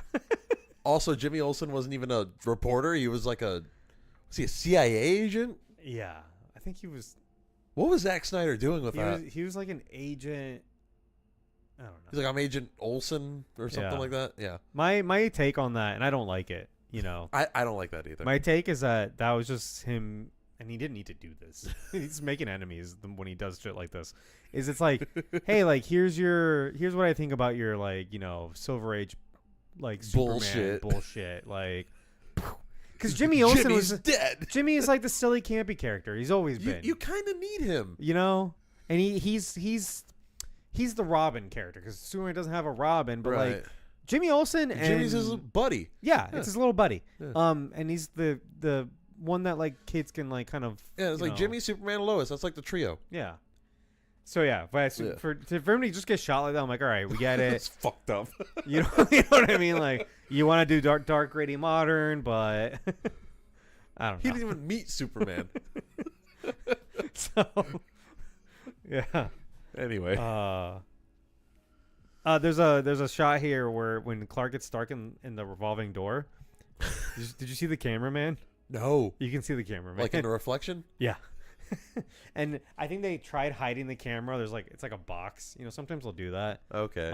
There's a really famous example in The Matrix when the camera is, like, up on the doorknob, and the doorknob is reflective, and basically they made a shroud to put on top of the camera that looks like Morpheus' suit. Oh. So it looks like if you don't look at it too hard, it just you quote don't see the camera, but if you look Right. at it for more than 5 seconds, you can see the camera. Okay. That's clever though. Yeah, stuff like that, or like was it in Twins? They did Twins in Terminator. What? Terminator, they got twins for a shot when I thought you were talking about the movie Twins. no. With Arnold Schwarzenegger also? Yes. No. And Danny DeVito. In Terminator, what's her face has a twin. The actress. Doesn't she? With who? Fucking the main girl. What's her name? Trinity? In Terminator. Oh, Terminator. Sarah Connor? Yeah, Sarah Connor. She has a twin. And so there's a scene where she's in a mirror. And so what I they didn't know did. she has a twin in real life? I think so, yeah. I don't think I knew this. So in the shot, there was a mirror, and there was no mirror. It was like a glass, and on the other side is the twin. I didn't know this. And they're literally and that's how mirroring they each avoided other. a camera. Yeah, in the shot. Oh, okay. I'm not crazy. Hold on a second. I'm like, what the fuck are you talking about? Sarah Connor is played by Linda Hamilton? Linda Hamilton, yeah. And Linda Hamilton. Wait, not the term. Okay. Wait, Linda Hamilton's twin sister. Twin sister, right there. Her name was Leslie Hamilton. Show me. Okay. She died unexpectedly. Oh, that sucks. That was a little sad. Oh God.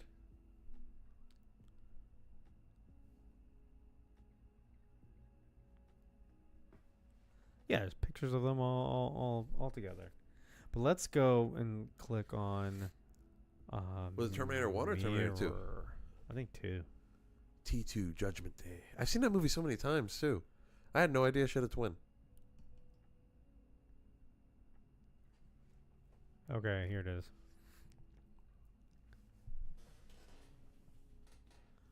Right here. See the scene? Oh shit. So it's she's reprogramming Arnold, right? Yeah. Or like taking a chip out of his head or something like that. It's a puppet. And then cuz you see the puppet from behind, and then on the mirror there's people sitting on the other side of the mirror. So it's not a real mirror. It's just so Arnold is sitting on the other side, and then Linda's twin sister is with Arnold. All that to get a mirror shot? Yeah. Isn't that crazy? It's a lot of work. Anyway. Why did we talk about this? Because of the camera. Yeah. Also, I want to say, does Lois kind of suck in this movie? I don't think she's a good reporter, right? She doesn't seem like it. She also She can't seems spell. She can't spell, which I thought was kind of funny. It's a funny gag. Yeah. Well, there's one P in rapist. Oh, what? Yeah, it's like, oh, okay. It's like, what kind of story was she writing? She's like trying to like. She wrote rapist. Yeah, she can't spell. I don't know if is that a thing for Lois ever again, like in the cartoon or anything like that. I don't know, because every iteration of Lois I've ever seen, she's incredibly capable. Right. Like, that's her thing. That's what I'm used to seeing. So I saw this movie, I'm like, why does she suck? She sucks. Yeah. She's like, doesn't seem like a good reporter. Also, she's getting mugged and she's being like super hostile towards the And mugger. like, she can't type either. Like, that's like Jimmy, or not Jimmy, Perry hates that about her. She's a slow typer. She's a slow typer. She can't spell. Does she at least do good journalism? I don't know. It's hard. Well, later on, she does a pretty piss poor job of interviewing him. And she gets herself killed. Yeah. Almost twice, by the way. 3 times. Almost 3 times. Well, almost 2 times. 1 time, she did die. And I saw a clip, and I don't know which Superman movie it's from, but she like Superman gaslights her, and she's like, "Oh no, you're Superman. I'll prove it by jumping out this window." Oh yeah. I don't know which Superman movie that is. That's probably the next one. Anyway, like, what a dumb way to try to prove that. Like, what are you doing, Lois? I don't like this version of Lois. I don't know. I don't either. I'm being honest. Clark Kent pursues Lois for a date, but she brushes him off before boarding the company helicopter. The helicopter gets tangled on a cable and spins out of control. Oh yeah, she almost dies here. Yeah, eventually crashing and balancing off the edge of the Daily Planet's roof. As firefighters and onlookers gather around, Clark finally notices the emergency and passes a phone booth looking for a place to change into Superman. So that's a gag. That was funny. Yeah. Yeah. Because at the time, not anymore, but at the time, Superman was known to go into a phone booth to change into Superman, from Clark to Superman. Wouldn't people see Clark go into the phone booth and then Superman come out? At that time, phone booths were actual booths, but by the 70s, they're just little tiny little stalls, which is the phone booths that we saw when we were kids. Yeah, it's like you just walk up to it and you're like, yeah. hello? Yeah, so there's no room to change it to Superman. So he kind of looks at it and he's like, no. And then he goes into a revolving door, which isn't any Nowadays, better. public phones or pay phones, you barely see them ever. They just simply don't exist. I can't remember the last time I saw one. Airports. Airports usually have one or two. Those might be the only places. Yeah. Yeah. Pretty much. Arculus said, what's a phone booth? Yeah, exactly. He catches the falling okay, blah, blah, blah. Using a revolving door instead, Superman makes his debut by catching Lois Lane as she falls off the helicopter. He then catches the falling helicopter and places it gently back on the roof. Superman spends the rest of the night finding and stopping various crimes, from a jewel thief scaling a building to a gang on the run from police, and saves a girl's cat stuck in the tree. That's when the girl gets beat Yeah. by her mom. Yeah. Also, he finds time to save the President of the United States when Air Force One loses an engine to a lightning strike. I actually like that scene because when the pilot turns and sees Superman on the wing, and the other guy's like, "What's going on out there?" and he's like, "Don't look." just don't look. That is such a gag that would have worked so much better if it was shortened, because he says like 4 sentences and all. He says the same thing over and over again. He's like, "I don't want you to look, so don't." And then he's like nervous. I'm like, just the one line would have been fine, you know? Yeah, it went on a little long, but I do like that scene. I just think it's funny that like Lois Lane almost dies the same day that the president, Air Force One's gonna like crash. Yeah, it's like, was the world supposed to end this day or something? It's just Also, like how like Superman saving Lois, he's like, what else can I do? that should have been the scene. I feel is, I don't know, like the president of the United States, like that's a big deal, right? Like that's a huge deal. But like, there's often Superman is saving a plane, and I think my favorite one, because he does it in Superman Returns. Oh, I remember that because Lois was on that plane, right? Something like that, yeah. And does he do it in Man of Steel, or maybe it doesn't matter. Point is, Aunt May helps save a plane. No, she doesn't. What? Think about Amazing Spider-Man 2 when the power goes out and all the planes are about to crash. That weird subplot. Oh my God, I forgot. Aunt May doesn't do anything actually. She's just in the hospital and she's like, "Good job, everybody." I forgot all about that subplot. That doesn't matter at all. Anyway. I still love that my favorite. Yeah, I know.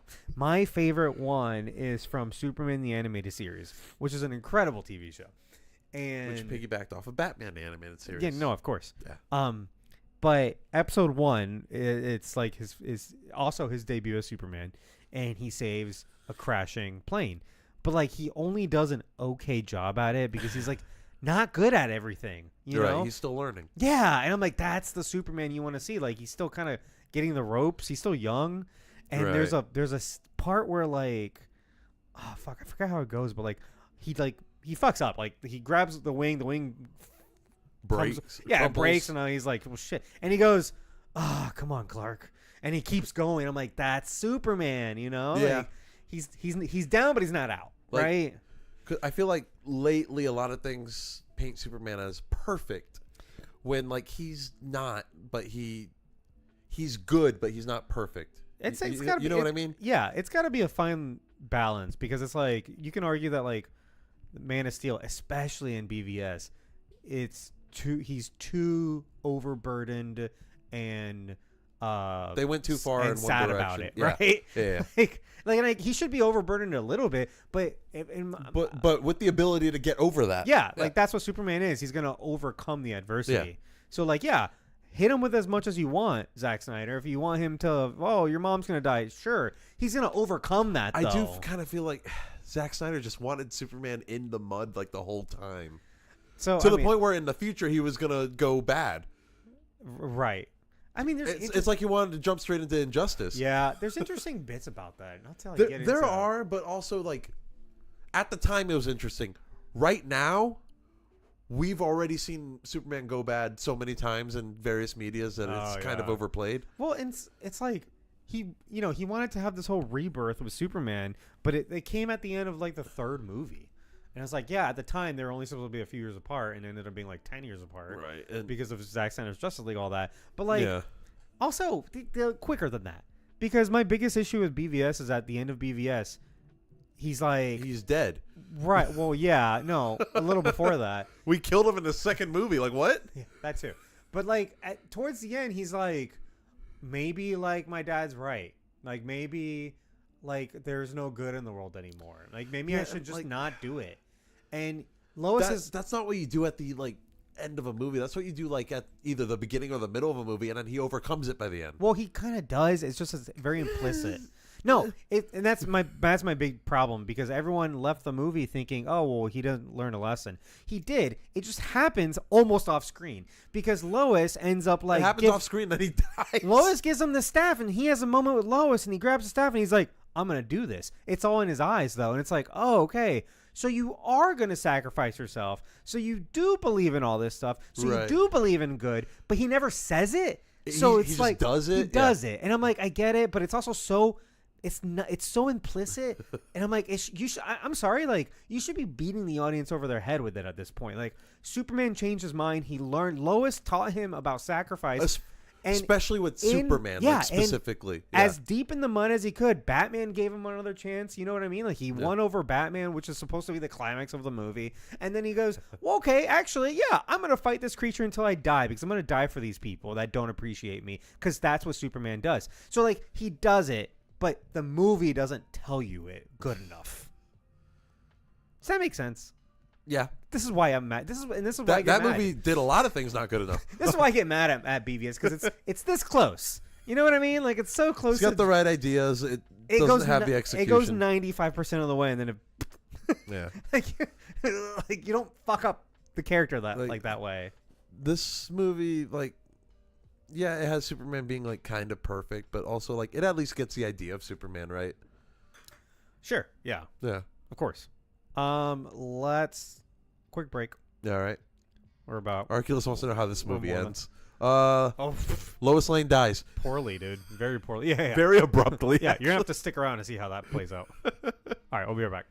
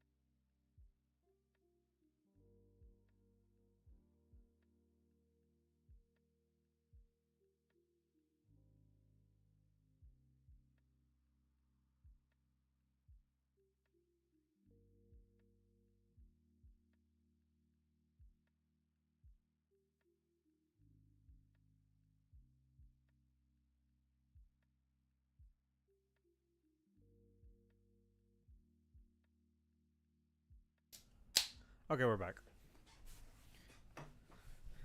Berto had his 7 ounces of water for the day. Yeah, I'm a very dehydrated boy. What was it last night? Last night we went out. It was bad. Oh no. I just drank too much because Did you get sick? No. Oh. I mean, I didn't feel great. I didn't feel horrible either. So yesterday I wrapped up my work and I went to a place for lunch and I was kind of working there. Had a couple emails, nothing crazy. So I had a couple beers. I'm like, it's Friday. Come home. I'm like, oh, I just expected to not do anything for the rest of the day. So I started playing some video games. When does that ever happen, though? Exactly right. So I'm like, all right, I'm gonna have a couple drinks. So I had what I thought was just like the last drink of the day. I was like, oh, after this, I'm just gonna drink water. Like I've had several drinks. I'm good. Okay. Water. Sable goes, hey, like she was painting the studio with her dad. He's like, hey, Dad wants to go out to dinner. Guys went out? Oh. And I'm like, what do you mean? He's like, yeah, he wants to go. I can tell he really wants to go downtown and go to like maybe the brewery or we can get him dinner. And maybe Dad wants to get wasted. I was like, fuck. I was like, I'm literally like kind of tips and I want to stop drinking now. And you're telling me I got to go. And I was like, all right. So we take him to the brewery, had a beer, and then we take him to like, he can throw him back too. Yeah, and then we go to this pizza place, had a beer and a wine. Then we take him to like the cigar place, and he's smoking a cigar. We're having a cocktail. Took a great picture of him. Yeah, actually. And we're sitting here. I'm like, I just been drinking all day. Like I wasn't drunk, but I was like, you just didn't feel. I was just like, it's a lot of alcohol, and so I was just tired. Like that tired you get after like day drinking. Oh, dude. Like on 4th of July when everybody passed out. I will pass out like a rock. Like I'll go down hard. And so afterwards, it's not even late, bro. It was like 10. I was still at work. Yeah, and it's like, all right, we sit down, we're kind of watching TV, and I'm like, out. And Sable tries to wake me up, and I was not budging. Oh, this is good. And apparently I told her, boys are allowed to get tired too. I said that 3 times and went back to sleep. And I don't know. What the fuck? I don't know what my rationale was. It's like a gender thing. I'm like, boys are allowed to get tired. Oh my god. She told me that this morning. I was fucking dying because it not remotely familiar. Doesn't sound like you either. It doesn't make any sense. Oh, congrats on hitting 80 on your evoker. What is any of that? It's World of Warcraft. Oh, well, he's telling me like I know. You have no idea. Oh, like level 80? Yeah, level 80. Oh, doesn't it only go up to like 90 or something?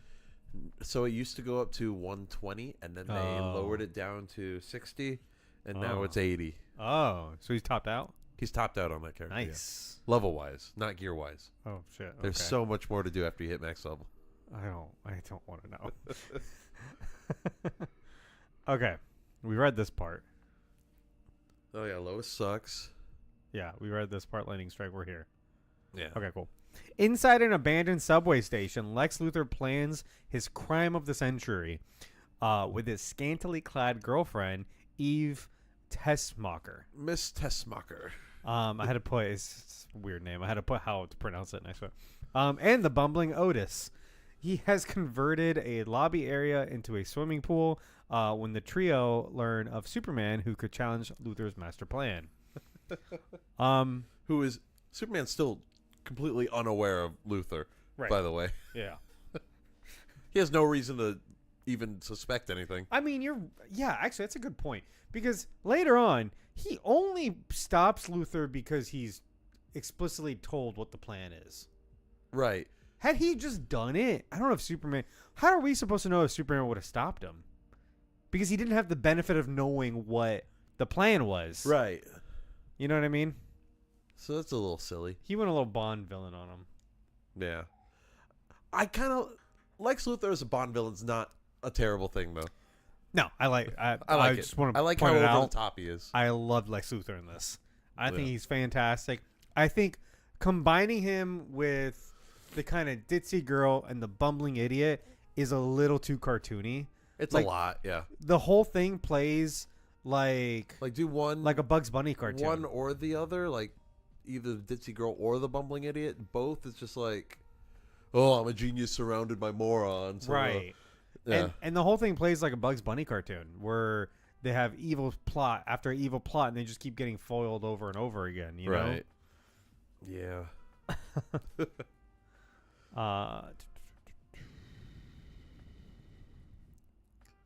Oh, and I really like the set. I like the pool, the subway and the pool. That's pretty cool. Yeah. Perry White, but then I was like, who built this? Like, you hired like all these contractors to do this. It's not like it's just you. Do you think he killed them after they finished the job? Right? Like, pushed them into the subway? Well, I feel like he's just part of the, like not literally, but like the underground crimes network. You know, he's also literally underground. Yeah, that's what I meant. Perry White demands to get the inside scoop on Superman when Lois conveniently receives a note to meet that night. Whoa. Lois waits for Superman in a very appropriate nightgown. Or was it a dress? It looked a little nighty. But she goes out in it afterwards. I think it was a dress. It's a dress that looks like a nightgown, I guess? I guess, a little bit, right? Huh. And a bottle of champagne. Hey. When Superman lands on her patio, Lois loses her composure and journalistic wit, if she ever even had any. This Lois does not. And asks Superman a series of bad questions, including how big his dick is. Yeah, what the hell? Although Superman admits he cannot see through lead when Lois asks what color her underwear are. Yeah, he kind of gave that information on his own, and he probably shouldn't have. Superman gives a brief backstory that he's from the planet Krypton, and that his objective is to fight for truth, justice, and the American way. He ends the interview by taking Lois flying. Though visually inconsistent, the two seem to fly on their own as long as they're touching. Lois is only dropped once and somehow makes it to New York City, flying over the World Trade Center and the Statue of Liberty. I don't like the way they look flying. Oh, I hate it. The Peter Pan and Wendy type thing. Yeah. I don't like that. It's one of these things where it's like they acknowledge it because they talked about Peter Pan. Right. But it's like, hold my hand and we'll just... Woo. Right, because it's magic. I don't like but the it's amount not of... magic, because Superman's not magic. That's what I'm saying. I don't like Superman's weakened by magic. Yeah. Yeah, actually. And Superman, it's like... Yeah, he's not magic, but Peter Pan is magic. Fuck Peter Pan. Okay, but he's... You know what I mean? Like, the pixie dust makes them able to fly, and so they hold hands flying, like you said, like Peter and Wendy. Yeah. Where when this does it, it's like, how is she being hoisted? You know what I mean? He would be like pulling her. Right. Yeah. And then at one point they're like just like holding hands by like a finger. And so as soon as like they disconnect, she falls. So it's like, oh, so it's magic. You know? I don't know what I was about to say. I was about to say something. I started yawning.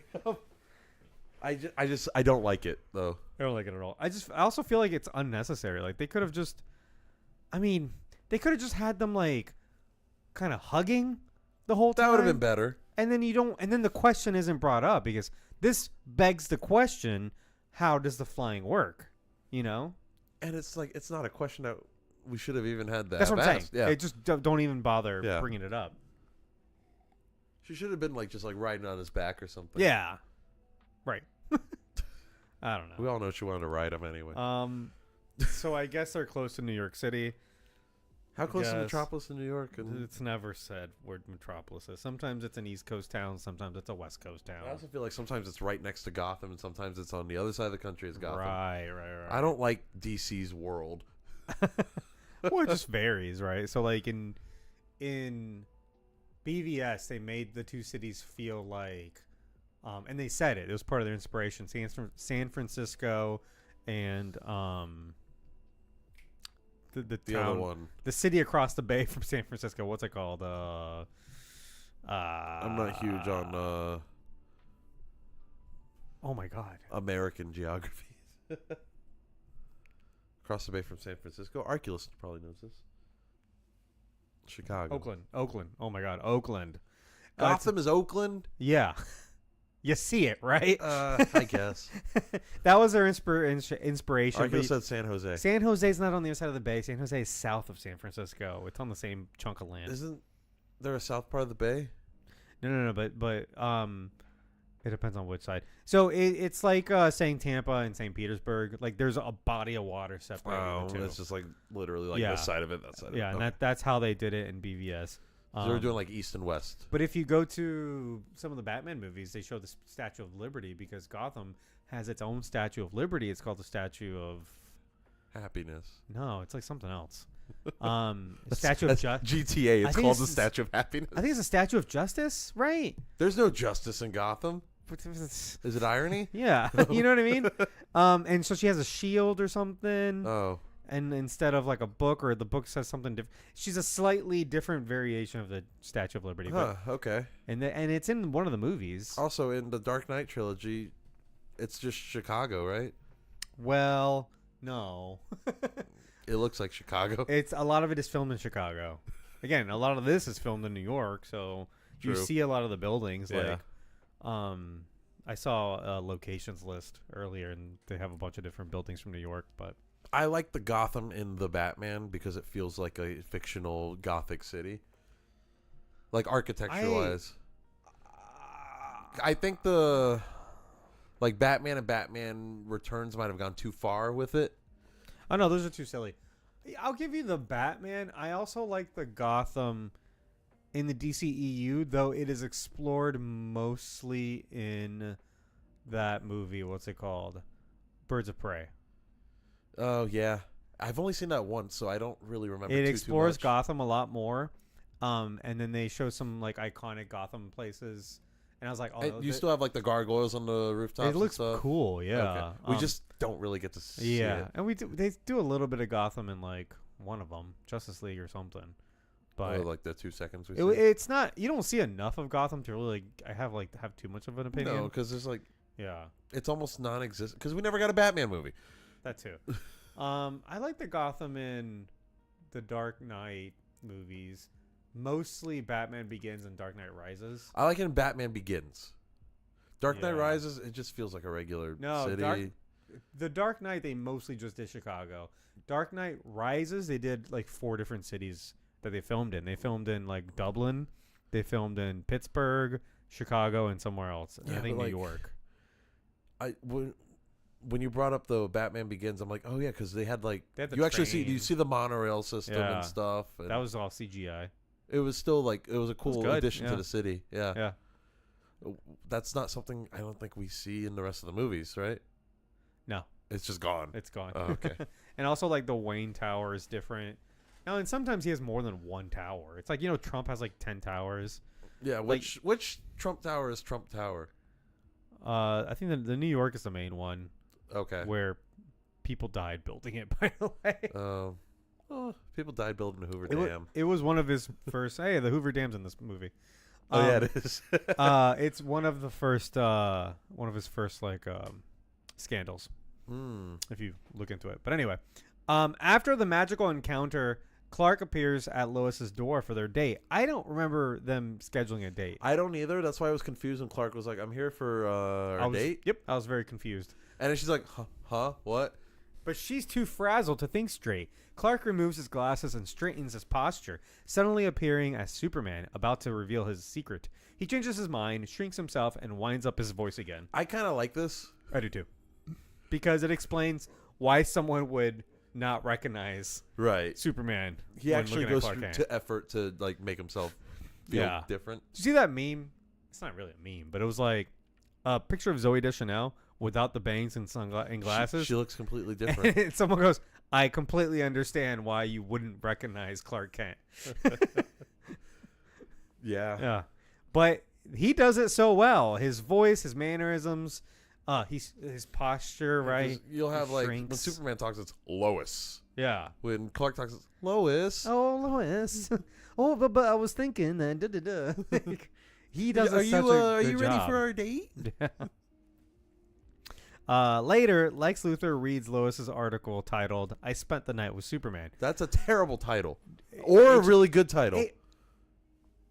I don't know. But I think it's a good title if it was a good article. It's a good title if it was like the Weekly World News or something. But she also just makes herself seem kind of like a whore, right?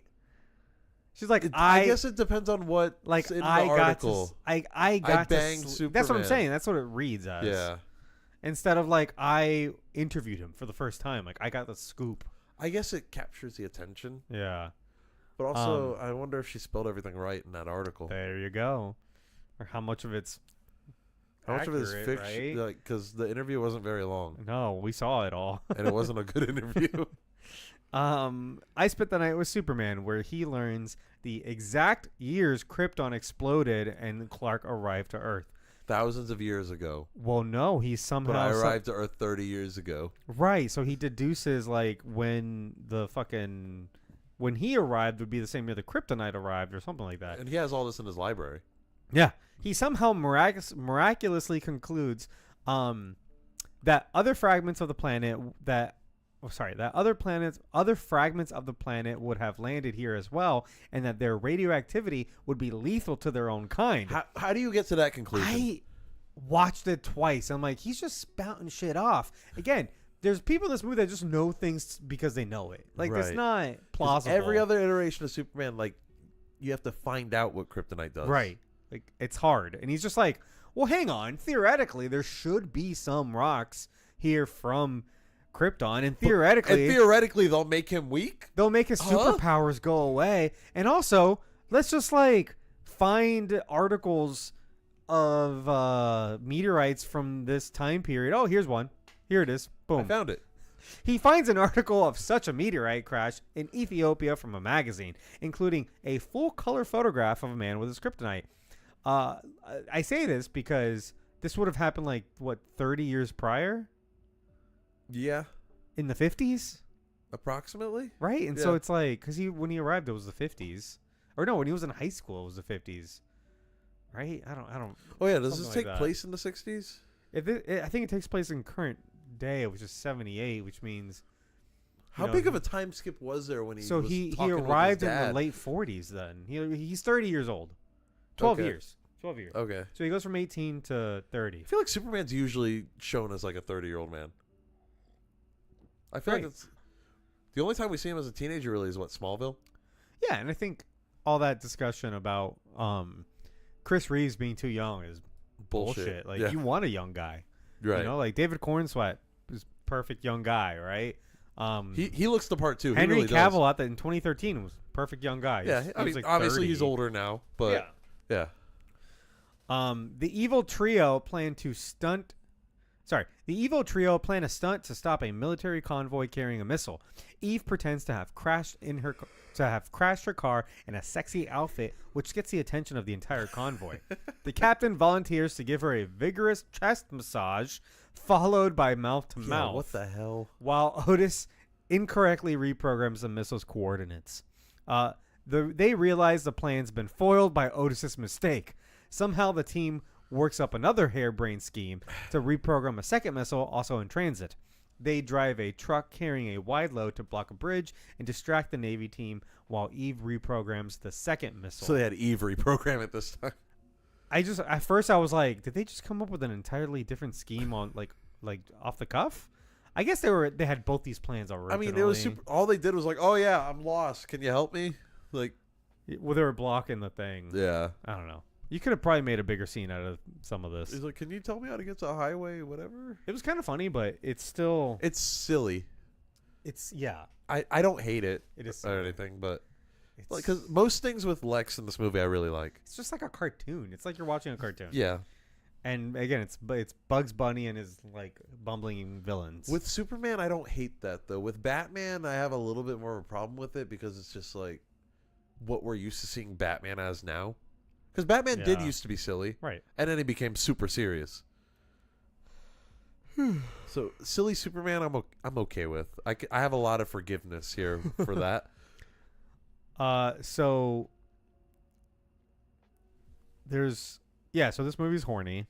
And now there are multiple cases now of like... Sexual assault? Yeah, like non-consensual sexual assault. But I do like that Eve... has like the little tool belt while she's still wearing her red dress. Yeah. I thought that was funny. Eve's kind of competent, unlike Lois. Yeah, Lois is kind of bad. I don't know. It's just this movie's looking real tough for the female characters, though. Yeah, it's not. Yeah, it's not looking good. I don't buy that Lois is like this great reporter. Like I don't know. This Lois would never win a Pulitzer Prize. I don't know how I'm supposed to pretend. You know the way she's unprofessional. She can't spell. She can't spell. She can't type. She's kind of mean. Yeah. Like, yeah. She's not very likable. She is a little mean to Clark. Yeah. The entire Daily Planet team watched the news as the military prepares their missile tests, while Perry informs Clark that Lois and Jimmy are out west investigating a potential land fraud. Some nameless billionaire is buying up all the desert land. I wonder who that could be. Yeah, I wonder who that could be. While Perry is telling Clark he needs to find some aggression and confidence, a loud, high-frequency signal broadcasts throughout Metropolis so only dogs and Superman can hear. Lex Luthor is threatening to poison half the city if they don't meet. He didn't have to do this. I know. Clark quietly jumps out of a window and instantly changes into the suit. He lands on the sidewalk and spins fast enough to drill through the sidewalk and into the subway tunnels and into Luthor's lair. Isn't Perry like still talking to him? Oh, yeah. He's going on and on. That's when he goes on and on about the costume. Like, oh, where'd he get it? Someone make it for him? He's a silk. And Clark's like, I'm just going to jump out the window now. Yeah, he just walks off. But everyone's watching TV, so he's like, oh, fuck it. He just jumps out the window. And then he doesn't change. He magically changes clothes. And I don't like that at all. Don't we see him like the first time? But that's it. This time it's literally like they just swap the footage, like the film. Yeah, because don't we see him run through the revolving door too? Yeah. But that implies that he's physically changing. When you watch this, it doesn't do that. He's just Superman now. And it's like he has this magical ability. Even Wonder Woman had her at least spin around to transform. Oh, yeah, exactly. Yeah. But Wonder Woman is also a little magic. That's true. Anyway. I do like that. I kind of like this gas bit. It's a little too James Bond, a little too Batman villain, like 60s Batman villain. It's so silly, but it's like I don't hate it at all. I mean, he made it up. You know what I mean? Yeah. Like, yeah. Luthor calmly welcomes Superman and admits there was never any poison gas. Instead, he shows off his very real plan to kill millions of people. He explains that in order to profit off real estate, you need to buy cheap and sell expensive. The West Coast has some of the richest real estate: San Diego, Los Angeles, San Francisco. He points on a map that if a large enough bomb was set off in the right place in the San Andreas Fault, half of California's coastline would sink. That wouldn't happen, by the way. And a new coastline would form, owned by Lex Luthor. Wouldn't there be like massive earthquakes though? Yeah. Yeah. It'd be decimated, but it wouldn't just sink into the ocean. No. Yeah. No. Yeah, that's what I'm saying. Yeah. Lex claims only he can stop the missiles with his detonator, leading Superman to open a lead chest that instead only contains the kryptonite bound in chains. Superman is instantly weakened, and Lex puts the chains around his neck, tosses him into the pool to drown.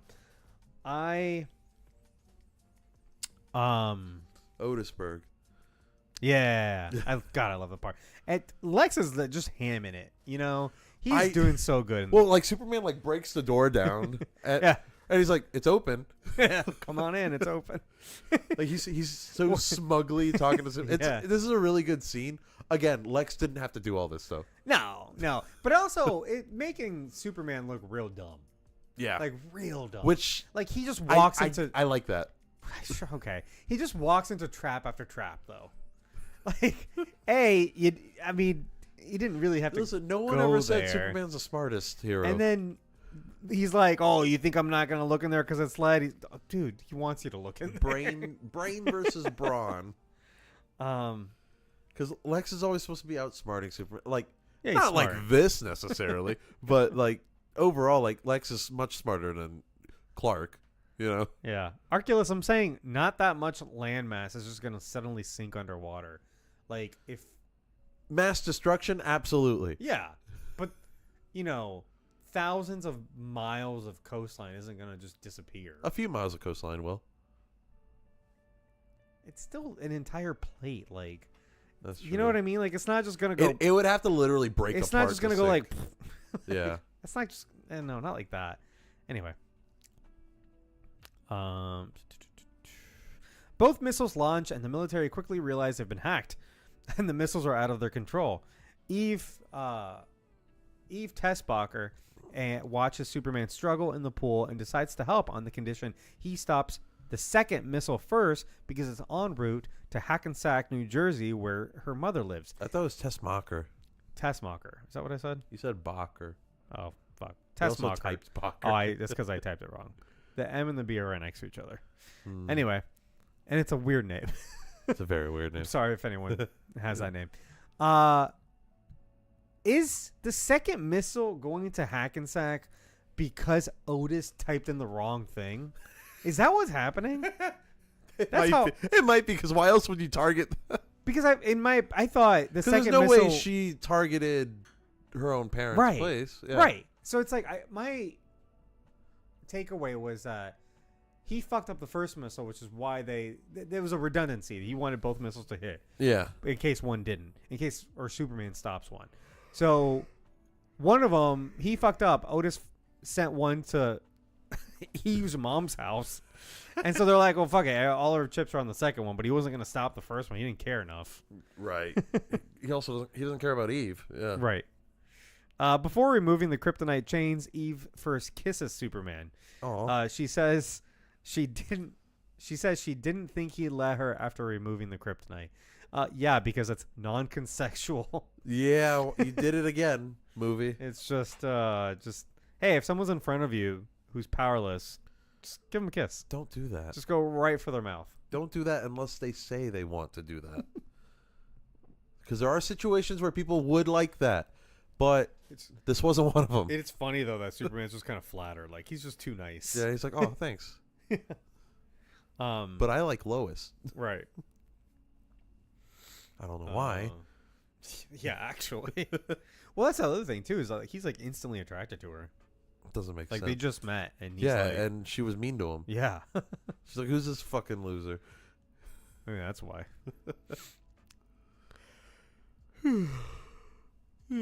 Excuse me. Superman rushes to the East Coast and catches up with the missile, diverting it into space. Superman fails to stop the second missile, which goes straight into the San Andreas Fault and sets off a series of earthquakes throughout the state, breaking the dam Jimmy is visiting and the Golden Gate Bridge. Oh, God. Superman goes into the fault underground and lifts up some rocks, which somehow repair the fault. Good job, Superman. I don't know how that's remotely possible, but okay. He quickly rushes to save a school bus on the Golden Gate Bridge and lies his body along a train track. I got hiccups. So that the train can pass over him safely. Iconic. It is iconic. You have to do that part. I think that was from a Fleischer cartoon. Oh, really? I think so. I think that's the first time they did it.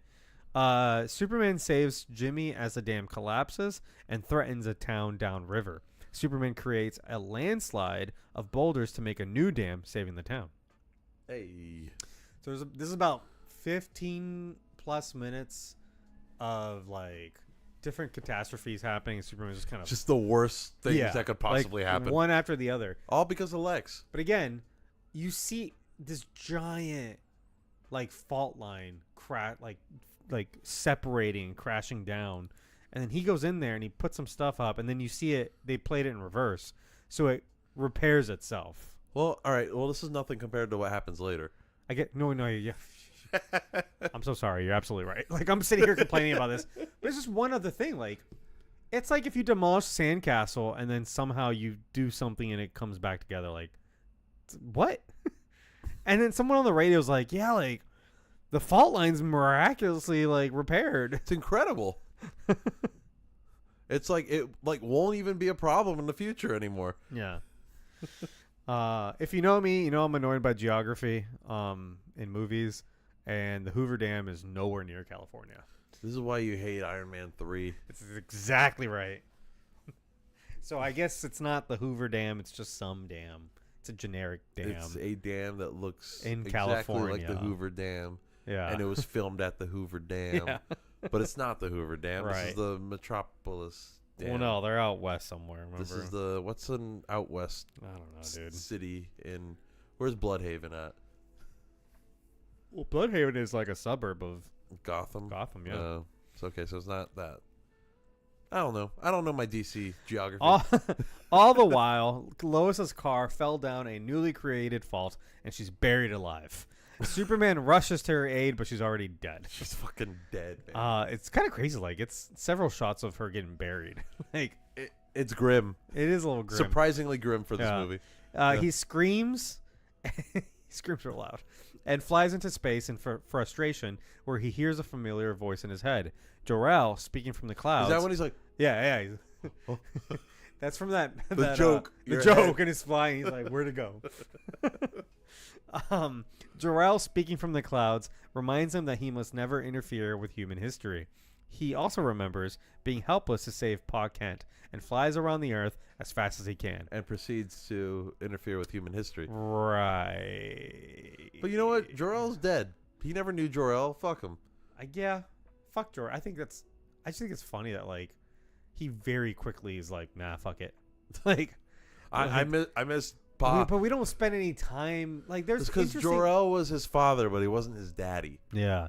But it's an interesting like concept here. We don't spend any time like sitting into like he's got these two dads, and that's kind of like Superman's thing. Like he's got two dads, Right. and he learns different things from both of them, and like I don't know, like again, you barely spent any time with Pa Kent. And that's a fault of this movie, though. Yeah. Because we know the characters spent a lot of time with Pa Kent. Right. But Yeah. it's like, I don't know. You could have had a moment of like really trying to think about, you know, which of his dead father's wishes to respect more, or like what his opinion is. I think it'd be the one that raised you. Right. Lovingly. Till the end. But like, Pa Kent probably wouldn't want him to interfere. Oh, we're getting to Man of Steel territory here. In his own, You'd be like, hang on, son, you're a freak. You can't do that. I'm just saying, like, he had a heart attack, and it's completely out of his control. Right. It was an act of God. So it's like, what's Pa Kent's opinion? I don't Hard know. to tell. We'll never know. There's a lot. Again, this is an interesting bit that like the I movie think does, as long as Superman's not playing football, he's fine. but the movie doesn't explore this, and there's a moral conundrum here, and it's interesting. Right, because is what he does here ethical? No, not at all. And the risks are way outweigh the benefit. He could have destroyed the planet. So, where was I? The force of his flight stops the rotation of the planet, and it begins to rotate backwards. This reverses time to before the dam breaks and when Lois's car falls. He's happy to see her alive, and she has no idea the sacrifice he made for her. This is also not how time travel works. Oh, no, not at all. Before they can kiss, Jimmy Olsen shows up and cockblocks them, complaining that Superman dropped him off in the middle of the desert. So, I have... And then the movie fucking... The movie pretty much ends. Yeah, we have like one more scene, but... So, I got a lot of problems with this. For one, so he rotated the Earth backwards just enough. Wait, did he save Eve's mom? I don't remember. That's what I'm saying. So he had to stop the rotation or at least redo some of these activities.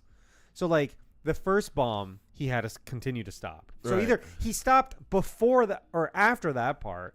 Also, wouldn't instantly reversing the rotation of the Earth just kill everybody on Earth? Oh no, 100%. It's not gonna go. We're fucking done. Gravity. Gravity will destroy us. This is nonsense, obviously.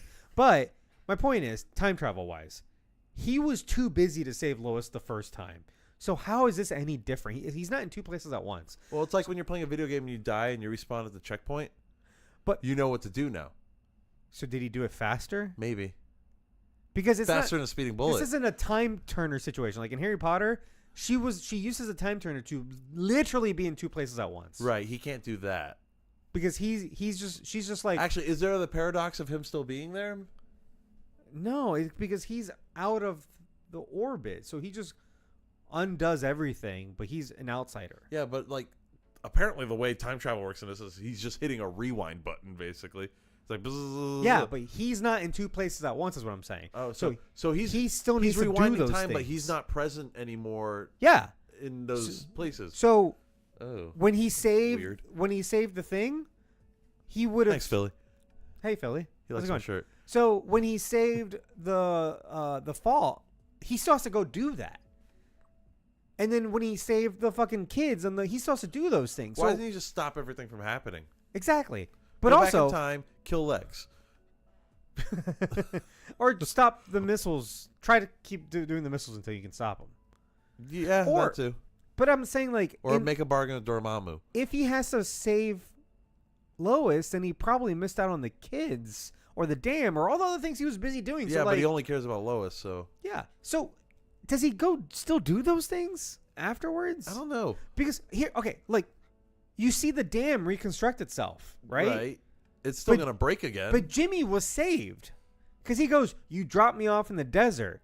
So he still saved Jimmy, but did the dam just not break this time? I mean, the missile still hit it. No, he didn't stop the missile from launching. Right.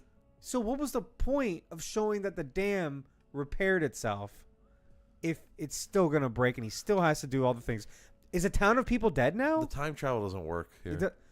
I mean, it doesn't work. If you had shown him still doing those things, but just going back in time, now he's having a blast talking to Lois. He's in no hurry. So you like to How many assume, times has he done this? That's what I'm saying. You like to assume that everything got taken care of. But how? When some of those events happen chronologically after that moment in time. And all at the same time, pretty much. Or all simultaneously. Yeah. I don't know. Time travel, like I said, it doesn't work. No, it's just a huge what's that? Paradox? Yeah. No. Yeah, kind of. No, I was going to say Back to the Future did it better. Well, yeah, the whole movie's based on. It seems like an afterthought. You know what I mean? Like the movie is not. It seems like the writers are like, "Oh shit, we killed Lois. What now?" Yeah. It's Deus Ex Machina is what it is. Like he had time travel. He's had time travel in the a whole Lazarus time. pit. If he had time travel, well, I guess he can't save Pa Kent anymore. It's too much time has passed. What if he goes back like 30 years? That's like that's his arrival. Thousands and thousands of spins. He could do it. He's Superman. I don't like the idea that Superman can just do anything. Like obviously, I don't like turn that either. back There time needs to be some. Yeah. There needs to be a limit there. Anyway, Superman drops Lex Luthor and Otis at a prison to await a fair trial and flies off into the sunrise. And then we get the beautiful John Williams theme and credits. Yeah, so let's get into the analysis. Let's talk about the one thing we haven't talked about yet is the themes, not like the story themes, like the music. Oh, yeah, the score, but not like the numerical score, like music score. Yeah, yeah. The music. Do you like the music? I do. I do think it's a very iconic theme. It's fucking John Williams. Like, yeah. But it's so good. It fits this movie very well. A movie that we've talked a lot of shit about this movie, but I kind of like it, and this score is a big part of it. Like the entire middle of this movie when he's going around being Superman, we have the yeah. It's nice. I don't know, man. I don't want to sound like I hate this movie. I don't think it grabs me the same way it grabs Kevin Feige. And I mean it like across the board. Like, well, these are the also music people that probably grew up with this movie. But and the music is great. Obviously it's like John Williams. But like I don't think it's even close to John Williams' best stuff. No, Jurassic Park's better. Star Wars is better. Harry Potter is better. I don't know if I like Harry Potter's score better than this one. I do. I just think, and a lot of the times during this score, you hear Star Wars, because he wrote them both around the same time, and there's some crossover. Yeah, there's a lot of bleeding, and because Star Wars is more famous, it's like I'm not gonna associate it in the opposite direction. I don't like that theme. I don't like that part of the theme. You don't like that one? I don't like that part. I hate that part. I hate that. I actually really don't like that. Wow. I like the rest of the score. Okay. I like pa-pa-da, pa-da-pa-da-pa. That's the real theme. That little just short march. Yeah, all that's great. That's almost Indiana Jones-ish. That's what I'm saying. It all bleeds over, and it's not. I mean, whatever. Like he's the absolute greatest. Right. I'm not gonna, but I think there's some corners are cut, and it's worth mentioning, I guess. Yeah. Yeah. Why not? I don't know. I do overall like the score though. I do too. I'm not saying it's bad. I'm just saying it's probably my least favorite John Williams score. My least favorite might be the main E.T. staples. Oh, really? E.T.'s pretty good. I think the main theme is good. I think the rest of it's pretty forgettable. Because I can't think of another piece of music from E.T. besides. That's pretty good, though. It's like the theme of Universal Studios, too. Jaws might be his simplest theme, but it works so well within the movie. If I'm just listening to the Jaws score, that one might be the weakest. Oh yeah, it's his green eggs and ham. What can he do with 10 words or whatever? But in the context of the movie, it works so well. Yeah. Oh no, it's great. I don't know. It's one of those things. It's hard to pick a least favorite John Williams. But it's not Superman. That's what I'm saying. Well, okay. Not for me. Not for me. Yeah. It's not your favorite either. No, it's not my favorite. My favorite's going to be something Star Wars. Yeah. It's definitely something Star Wars. I love fried spam. Okay. I like fried spam too. Yeah. I can see Arculus. Hey, you got to the end of the movie though. Yeah. If you don't understand my reference, Green Eggs and Ham was written on a dare. On a Was bet. it really? Yeah. Oh, I didn't know that. Yeah, he couldn't write a book in under 100 words or something.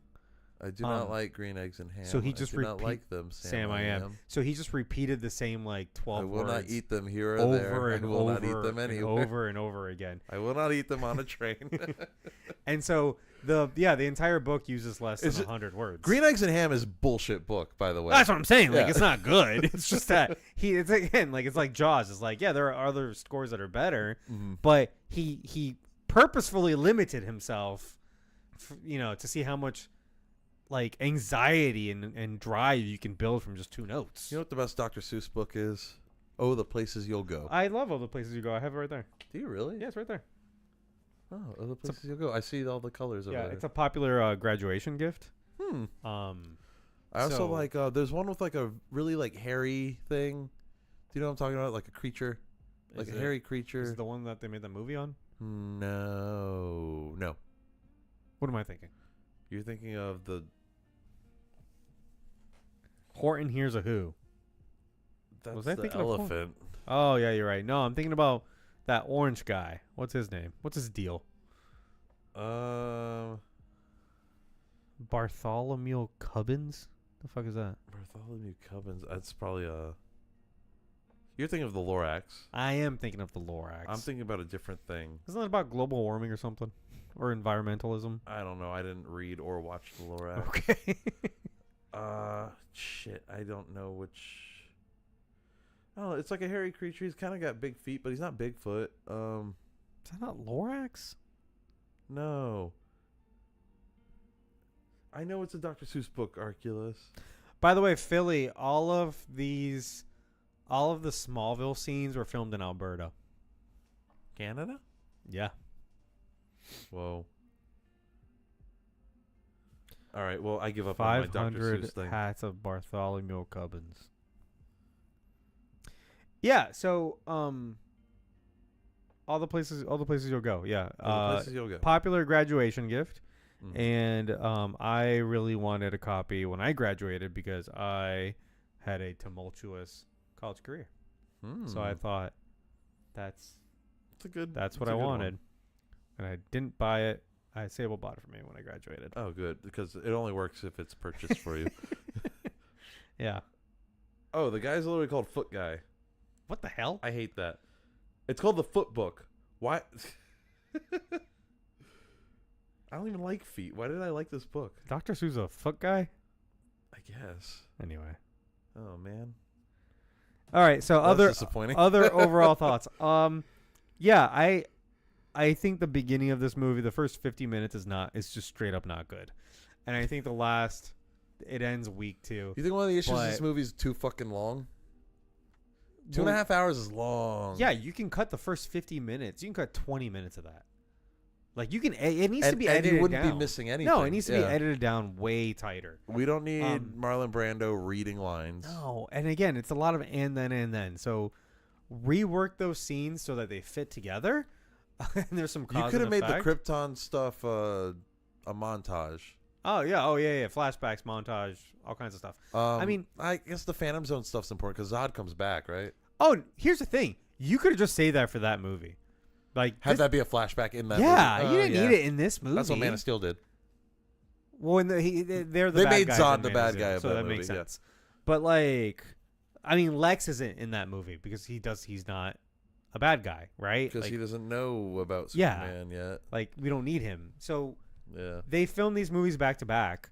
So Terrence Stamp and the other two, they were always there, and then they were filming Superman 2, and then they stopped filming Superman 2 to finish editing and finishing Superman 1. And so a lot of plot points were like moved around between the two movies. Originally the time travel thing was going to be for the second movie because Zod was going to destroy the Earth. And then see, that's a better reason to go back in time. Then just to save Lois and also maybe sacrifice an entire town of people. Maybe a bus full of children. Yeah. Yikes. So listen, she's not that great. It's really not. I'm sorry. Maybe Eve, like maybe be with her instead. Eve did more to save the world than I feel like this iteration of Lois ever would. Yeah. So, I don't know. Did he save Eve's mom? I feel like we don't see that happen, do we? Well, you saw, the missile goes out into space and explodes. Oh, okay. So he stops the missile entirely. And then when he flies back simultaneously, you see the other missile blow up in like L.A. Oh, so L.A. got blown up. Well, in the San Andreas fault. Right. And then he fixed it by lifting some things up. But Lois still died. Right. And then he goes back in time, and then who knows what he sacrifices. I wonder if Lois even found out who was buying all the property. Does she solve her own story? Damn, her plot doesn't have an ending. But it's like, again, when Man of Steel remade that bit in the beginning, they made it all one scene, right? Like one sequence. Yeah, it was like a cold open to the movie. It was, yeah, and it doesn't. It was a long cold open, but it's shorter than this. It was only like 20 minutes. This was like, it's 50 minutes to get to Metropolis in this movie. Yeah. Like I mean, we get a good I like the good little 15 minutes we get in Smallville. I was about Smallville's we spent too much time on Krypton, not enough time in Smallville. Yeah, because Smallville's so much more important to Superman than Krypton has ever been. Yeah. Yeah, I would have loved to see. Krypton's just world building shit. Yeah. Smallville is Clark. It's Clark building. Yeah, Clark building shit. Yeah. I wanted to see more with the football team, with Lana. Lana just comes and goes. You should watch Smallville. I know. It's 8 seasons of Lana. It's 10 seasons. Oh, wait. 8 seasons of Lana, 2 seasons of Lois. Yeah. Okay. There we go. But no. Lana's parents get blown up by a meteor in that show.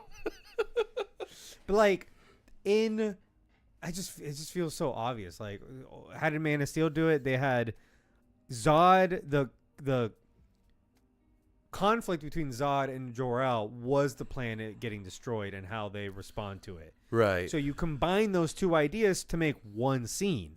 Whereas in this, it's like, that's one topic, and then we're going to move on to a second topic. I even forgot why Zod was arrested. What did he do again? What, in this one? Yeah. They said treason and sedition because he wanted to form a new world order. Oh, that's pretty bad. Yeah. And it's unclear what his motives were. Again, it sounded like he was just trying to stage a coup. Or an insurrection or something. And maybe we find more about it in the sequel. But if you... Is Zod Superman 2? Yeah. Okay. Yeah. Donner cut or... In both cuts. Okay. Yeah. Donner cut's probably is the original vision though, right? Yeah. I was reading the background of that. It gets really complicated. There was lawsuits going around. Richard Donner was just not having it with anybody. Okay. So he had made the movie. He had made most of the movie or all of it. But then in the time between they stopped it, then he was removed, and then... So it is a Zack Snyder situation. It's exactly that. Yeah, okay. All right, anyway, we'll talk about that when we get to that. But then Richard Lester had to go film extra stuff. So it's not that they just finished the movie. It's that they wanted his name off of it. So then they had to go out of their way to undo his movie. and that's why they're 50% It different. just seems petty. Yeah, a little bit. Yeah. This is from different notes. Let's see. That was from Punisher. Yeah. All the actors are pretty fantastic. Except for Marlon Brando. Marlon Brando's horrible. He showed that he could be good. Well, I think He pulled a Sir Alec Guinness, and he his was like, huge. I'm above this.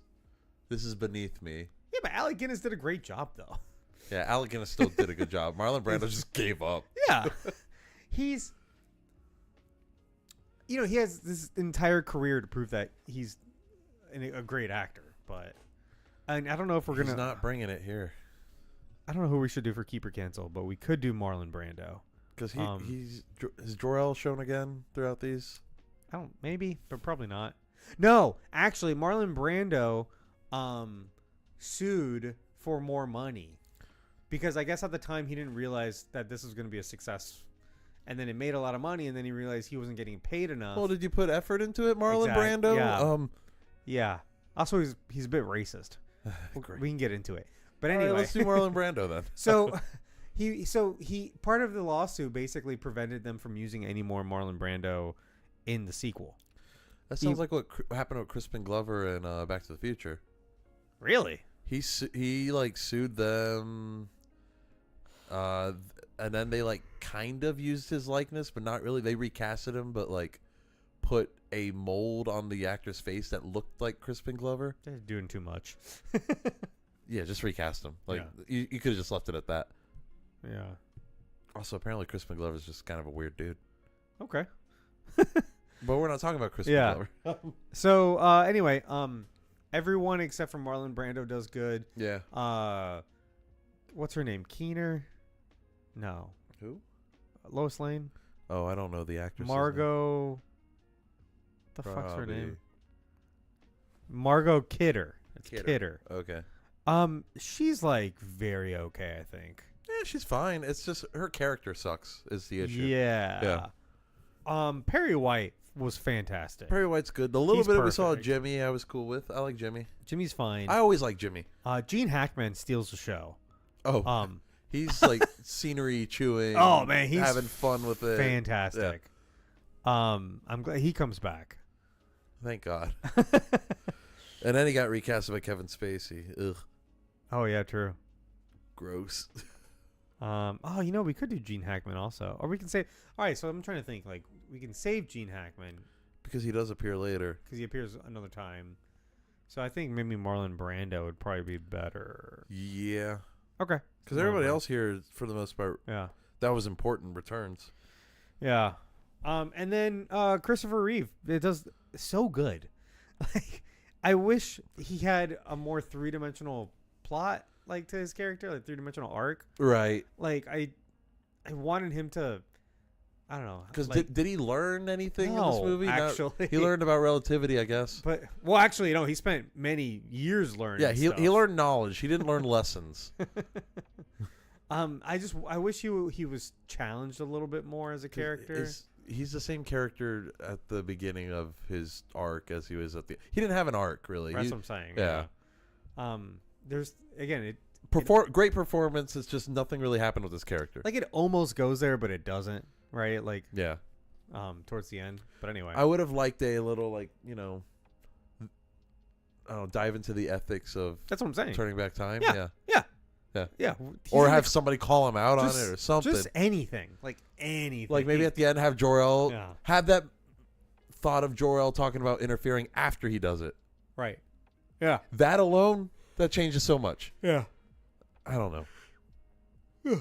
Also, this movie was made so long ago. I know. Costumes. Do you like the Superman costume? I don't mind it. I don't mind it. I don't like it, but I don't mind it. It's Superman. It is. It seems so bright, and it seems so it just seems like a costume. It doesn't seem like, I don't know. Yeah. It looks cheap. Yeah. It looks way better than the Kryptonian white tinfoil suits. Oh my God, those are awful. So so that alone makes costumes for this movie bad. But Lex Luthor's costumes are pretty good. Everything he's wearing is so wacky and those are a lot of fun. The big flower he's got. Yep. That is a lot of fun. I give you that. Yeah. So I mean, costumes. I don't know. Mid. Okay. Anything else? Story's not. Story. It's not great. I don't think it's that great. It's not a great story. No. It's not unwatchable or anything. It's just like, I've seen better. You don't want the first hour to. This isn't even the best Superman story. Yeah, right. You don't want the first hour to drag so bad that like the middle of the movie is what's really carrying it. Right? Which is not usually how movies work. Yeah. Like I all of that stuff once it starts in Metropolis, I'm like, oh, we just landed into a better movie. Yeah. Like this is fun. I want to see a lot of this. We finally get a supporting cast. And we get like movement. Like the plot's like moving and like characters are doing stuff and actors are talking to each other. It's clumsy, but it's moving. Yeah. Yeah. So all right, well, let's do Keep or Cancel, and I think we should do it next week when we do, because I still have to do Ironheart. Damn. So I think we should do it when we do the Superman review. Okay. Just because it's late and we got to get up early tomorrow. I'm down. And I feel like I'm not going to do it justice because I didn't really prepare for it. Marlon Brando. I was going to read off. I mean, I don't know. Or we can just read it off the fucking thing. Yeah. Yeah, but what if there's like some big controversy that we have to dive into? Let's just do it. Oh. Fuck it. Marlon Brando. Or I can just have it up here. I just need it big. Because in 2 weeks, Fantastic Four. I know. Or actually, I guess in a week and a half. Next week is Fantastic Four. Marlon Brando. No, I need you to zoom back in. Why? Okay. Keep or Cancel. This is a segment of the show where we decide. We talk about the actors in the movie and decide if someone's going to get kept or canceled. Hell yeah. If you haven't listened to the show before, let's talk about Marlon Brando Jr. Born April 3rd, 1924, died in 2004. Okay. I don't remember him dying. I don't remember this at all. But he's widely regarded as one of the greatest and most influential actors in the history of cinema. I didn't see it in this movie. Not at all. Obviously, numerous accolades, 2 Academy Awards, 2 Golden Globes, Cannes Film Festival Award. It's Cannes, but Cannes. 3 British Academy Film Awards, and an Emmy. Oh, he got an Emmy. He was on TV? He is, I guess. Okay. No, aren't those the ones that also do? Oh, no, it's just television, right? Yeah. Okay. What am I thinking about? I'm thinking about Golden Globes. They do both, right? I believe so. Yeah. He's credited to be one of the first actors to bring the Stanislavski system of acting and method acting to mainstream audiences. I don't know what that is. I know. So that means he's a psychopath. Stanislavski's system is a systematic approach to training the actors that the Russian theater practitioner Konstantin Stanislavski developed in the first half, blah, blah, blah. His system cultivates what he calls the art of experiences and mobilizes the actor's conscious thought. Yeah, it's method acting. It's the shit Jared Leto's trying to do. Right. So it's the shit that killed Heath Ledger. He came under that system in the 1940s, and he began his career on stage. I don't like method acting. No, me neither. It's not acting anymore. It's like you're driving yourself crazy. Yeah, like you're literally becoming it. You're not acting. You are it. Right. That's it defeats the purpose. There's is it a movie? No, it was a I've recommended it like 3 times. Tropic Thunder. It. No, a documentary on when shit, who played that actor? Was it Robin Williams? In what? Tricentennial Man or whatever? No, Bicentennial Man? Hold on. The Rocketeer. Robin Williams. Genie? Give me 1 second. Jim Carrey. There's a documentary on Jim Carrey when he did Man on the Moon, which is the movie about Andy Kaufman. Sorry. Mm-hmm. Yeah, it's a movie about Andy Kaufman, and Jim Carrey like goes so far into method acting into Kaufman that he kind of loses himself. Oh no, that's not good. No, and it's fascinating, and I really want to watch that documentary. Huh. Anyway, Broadway debut in the play I Remember Mama, 1944. Was also in Candida, Truckling Cafe, and then Truckline Cafe. oh shucks, I'm tired. Truckline Cafe, cut that out. A streetcar named Desire on Broadway in 1947, and then reprises his role in the 1951 movie. Have you ever seen A Streetcar Named Desire? I have not. I've been meaning to. Played by Tennessee Williams. Huh. Wait, where's the movie? Was a movie in the 50s? Yep. Anyway, made his film debut in The Men, and he won 2 Academy Awards in On the Waterfront, and then as Vito Corleone in the gangster epic The Godfather. Oh shit. Have you seen anything that we're talking about? The Godfather. Oh, you've seen The Godfather? Yeah. Okay. He was also in Julius Caesar, Viva Zapata, Sayonara, The Last Tango in Paris, A Dry White Season. I think I've only seen one, or I think I've only seen 3 Marlon Brando movies. Guys and Dolls, Mutiny on the Bounty, Apocalypse Now. Apocalypse Now is a good one. I've seen Apocalypse Now, but I don't remember any of it. That movie's so like grim. Yeah? Yeah. It's very cynical. I love it. His last films include The Island of Dr. Moreau and The Score. Oh, okay. With Robert De Niro. I feel like I've heard of this movie with Edward Norton, Robert De Niro, Angela Bassett, and Marlon Brando. At first, I thought this was the movie where they try to steal the SAT answers, but that's the perfect score. Scarlett Johansson's in that movie. She is. Yeah, it's like one of her first. Isn't Chris Evans in that? Is he? There's some other like currently big actor. That was in that. What's the name of the comedians in it? Or the comedy actor? The comedy actor. Chris Evans is in it. Oh, okay. Well, shit. Comedy actor. Matthew Lillard's in it. No, I'm talking about I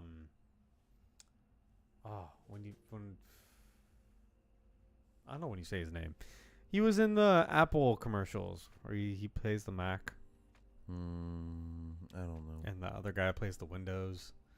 He's in. I barely remember those. Those are like back of my mind. Anyway, David Thewlis. All right, I'm going too far. On television, Marlon Brando won a Primetime Emmy for Outstanding Supporting Actor in the ABC miniseries Roots: The Next Generation. I thought he was racist. Why was he in Roots? I don't know. He won anyone an award for it. Yeah. Huh? After which he took a 9-year hiatus from acting. Oh, well. Damn. It upset him so much he stopped acting. Yeah. Later returned to film with varying degrees of commercial and critical success. The last 2 decades of his life were marked in controversy, and troubled private life received significant attention. All right, let's hear about it. I know. He struggled with mood disorders and legal issues. They all do. All these great actors when they get old. I feel like just people in general when they get old. Yeah, right. That's just part of getting old, I think.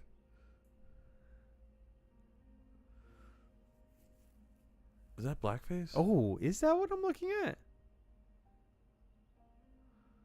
Whoa. He was nominated for Viva Zapata. Where he played a Mexican revolutionary? Oh, so it's brownface. Oh, so it's okay then.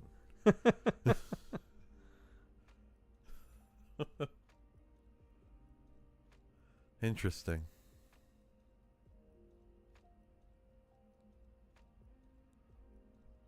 It got rave reviews. That's not great. No, that's not great. It was also 1952, though. We can cut him a little bit of slack there. All right.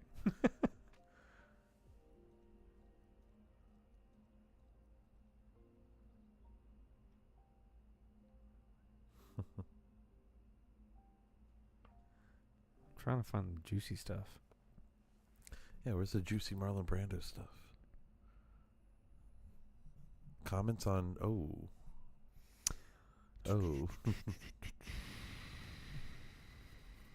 So what How does it feel about the Jewish people and Hollywood? So I read these earlier today, and it's bad. Oh boy. And I'm tell you right now, I'm not gonna read them. Oh, so aloud. bad enough to not read. Okay. Oh yeah. Okay. So does he not like Jewish people? Well, he claims that Hollywood is run by Jews, but then he also goes back and forth about how he loves the Jews. Oh, I think I saw an N-word there. So yeah, you can go ahead and read this. But he goes on this, like, he was on Larry King, and he was also he uses interviewed K by word Playboy. too. He uses every word all in Damn. one. I'm gonna tell you what I'm gonna tell you the two like friendliest racial slurs that he says here is slit-eyed dangerous Jap and wily fat Filipino. Those are the nicest things he says. It gets worse from there.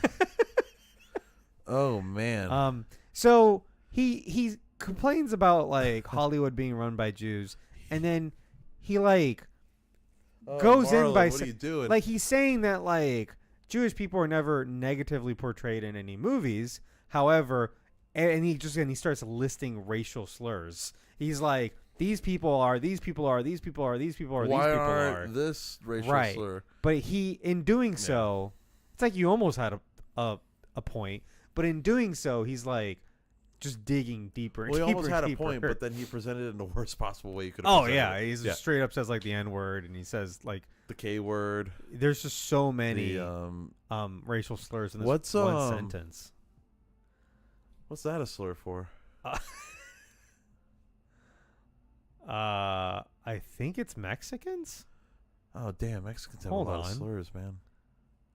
It just says I gotta go find it. It's just an Hold ethnic on. slur. Okay. I've never heard that though. I haven't either.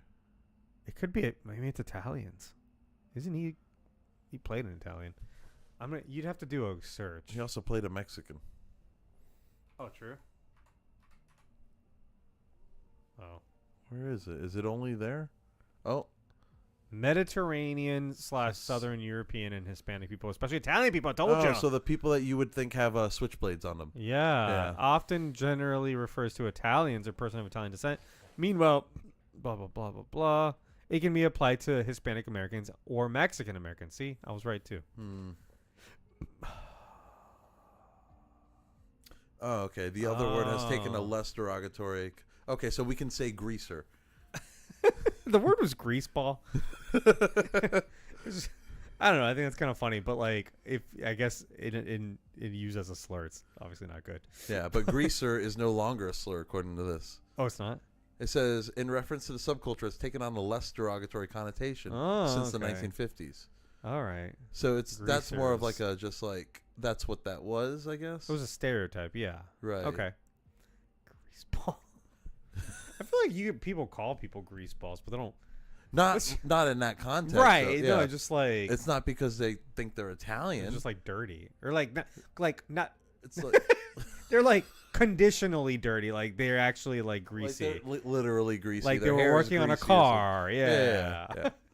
Anyway. Oh no. Oh boy, what are we doing? This reminds Marlon me, Brando sucks, man. This reminds me of the that scene in Clerks 2 when he's gonna bring back porch monkeys. Oh, so fucking funny. And he just keeps going on. And he's like, "That's not a slur. These are slurs." And he just names off 20. He's like, "Stop doing that." All right, so he used a lot of slurs on television. Yeah, that's the other thing too. He went on Larry King and did this. So I feel like Larry King was like, well, Larry King is Jewish. So what the hell are you trying to? What are you trying to say? I don't know. So he kind of goes back and forth between being the most respected actor And one of the biggest pieces of and shit. one of the biggest pieces of shit. And so I guess on Superman, he's a piece of shit. he just didn't. Here, let's look it up. He didn't feel like being one of the best actors. He was probably on set saying slurs. There has got to be a. Damn, Jor-El sucks, huh? Okay, in the TV documentary of making Superman, Brando explains, so early in his career, he was using cue cards instead of memorizing his lines. So is he really that great of an actor? Despite the objections of several film directors that worked with him, he felt that that this helped bring realism and spontaneity to his performance, as he otherwise. I think it does the opposite. He felt otherwise he would appear to be reciting a writer's speech. I get where he's coming from because, and I'm not an actor, but sometimes I write things down and I feel like I'm just reading them as opposed to if I make notes and I'm like, oh yeah, that's what I want to talk about. And you're building off of it. Yeah, and it's more organic that way. But again, I'm not a fucking professional actor. Right, well, and apparently he wants to do it because he doesn't want to remember his lines. Right, exactly. He's just lazy. If you don't know what the words are, but you have a general idea of what they are, then you look at the cue card and it gives you the feeling to the viewer, hopefully, that the person is really searching for what he's going to say. No, it looks like you don't know what you're going to say. Yeah. Like, what? Some, however, thought Brando used cue cards out of laziness or an inability to memorize his lines. Once on the set of The Godfather, Brando was asked why he wanted his lines printed out. He responded, because I can read them that way. God. At least he was honest. I guess. Here, print out my lines, post it on something off camera, and I'll just stare at it. So he agreed to this role, the Superman role, the Jor-El, only on the assurance that he would be paid a large sum for what amounted to a small part, and that he would not have to read the script beforehand, and that his lines would be displayed somewhere off camera. It was revealed in a documentary that he was paid $3.7 million for 2 weeks of work. He also filmed scenes for the sequel, Superman 2. Again, they were filmed at the same time. But after producers refused to pay him the same percentage he received for the first movie, he denied them permission to use the footage. I asked for my usual percentage, he recollected in his memoir, but they refused, and so did I. However, okay. Fair. I mean, know your worth, I guess. Here's the thing. But he's basically, he did like a month of work and he's going to get paid for 2 movies. Basically. Also, is that his worth? I'm now questioning that. Okay. So, however, after his death, the footage was reincorporated to the 2006 cut of the film's the Richard Donner cut. Oh. And in the quote unquote loose sequel, Superman Returns, he's in that movie. He is? Yes. And it's from both used and unused archive footage of him as Jor-El. I'm just not remembering. I don't remember that, but I also only saw that movie once, and I was a child. So yeah, and someone told me that's Marlon Brando. I was like, cool. Who's that? It's like, that's Jor-El. Cool. Who's that? So anyway, I think that's pretty funny. I loved. What fuck was the name of that movie? The Godfather. I love The Godfather. I like The Godfather, but not because of him. I saw it. Oh yeah, he has a very small role in that movie too. But I saw it not that long ago. I saw it a few months ago, and it's a good fucking movie. Let me tell you. I've never seen part 2 or 3, but part 1 is great. Okay. Yeah. Apocalypse Now is good. No. All right. Keep or cancel. Cancel. This guy sucks. Yeah. It was the slurs, wasn't it? Yeah, that was a big part of it. Yeah. Yeah, you can be the greatest actor, and there's other times where we're like, let's split it up. He's good at this, he's bad at that. Don't go on Larry King and start insulting Jewish people. That's just not smart. I appreciate the performances, but I'll also say cancel. Yeah. Let's move on into the fandoms on this movie, Superman from 1978. I want to do it to be funny. Same. But actually, I don't think this movie's that bad. It's not good. It's not this perfect superhero movie that people put it on the pedestal. Overrated. It's overrated as hell. Absolutely right? overrated. This is by definition. This is like the definition. Maybe the most overrated movie we've done. Because I keep hearing so many good things, and I'm like, oh, I just don't remember. I don't remember. And I go and I'm watching it. I'm like, oh, this movie's kind of bad. Yeah. And it's like, and that's how I feel about Spider-Man 2, which we'll get to 100%. way down the line. Yeah, dude. But I think that's 100%. overrated as well. Maybe my mind will change, but yeah, probably not. No, I feel the exact same way. I'm like, I don't know what like Superman, nostalgia warping's Spider-Man going 2, on, people are like, these are the greatest superhero movies ever made. Incorrect. And The Dark Knight, people. That deserves. I think it's slightly overrated. Okay, that's fine. Like, slightly. Yeah, I don't. The first 50 minutes are bad. The last it's a 2.5 hour movie that didn't need to be that. This isn't an epic, guys. Like, there's an hour in there I really had fun. Let me tell you. There is, and that's what saves this for me. And I think at the end of the day, it's like, I think Kevin Feige looks at this movie as like, hey, all of this shit kind of sucks technically, but look how much fun you have at the end. You know what I mean? That's true. You're full of hope. You're like, that's a superhero. You want to see him do the action. You want to see him flying around. You feel like you're flying with him. Yeah, like, it does. It feels good to see Superman. This movie does a lot of things right. I think it does more things wrong. But technically, it's a mess. Yes. Yeah. This is a messy movie. But this is also one of those movies where it's like, most of the movie is good because the entire middle of it is so good. Yeah. Yeah. So it's tough. I'm not going to put it in the Phantom Zone, though, because as overrated as I think it is, I also understand and see how important it is.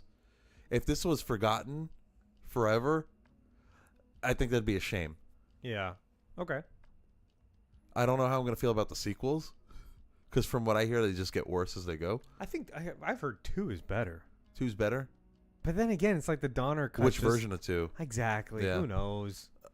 I've heard 4 is absolutely terrible. Yeah, I heard 3 and 4 like, are really bad. Maybe the worst iteration of Superman ever. Where's our starting soon gift from? It's either from 3 or 4. With the evil Superman? Yeah, and he's like at a bar drinking. Is that Bizarro or is it just evil? No, it's evil Superman. Oh, it's just. Or it's Superman, him, but he like turns bad for a second. Oh, does something like affect him? I don't know. Yeah, something like that.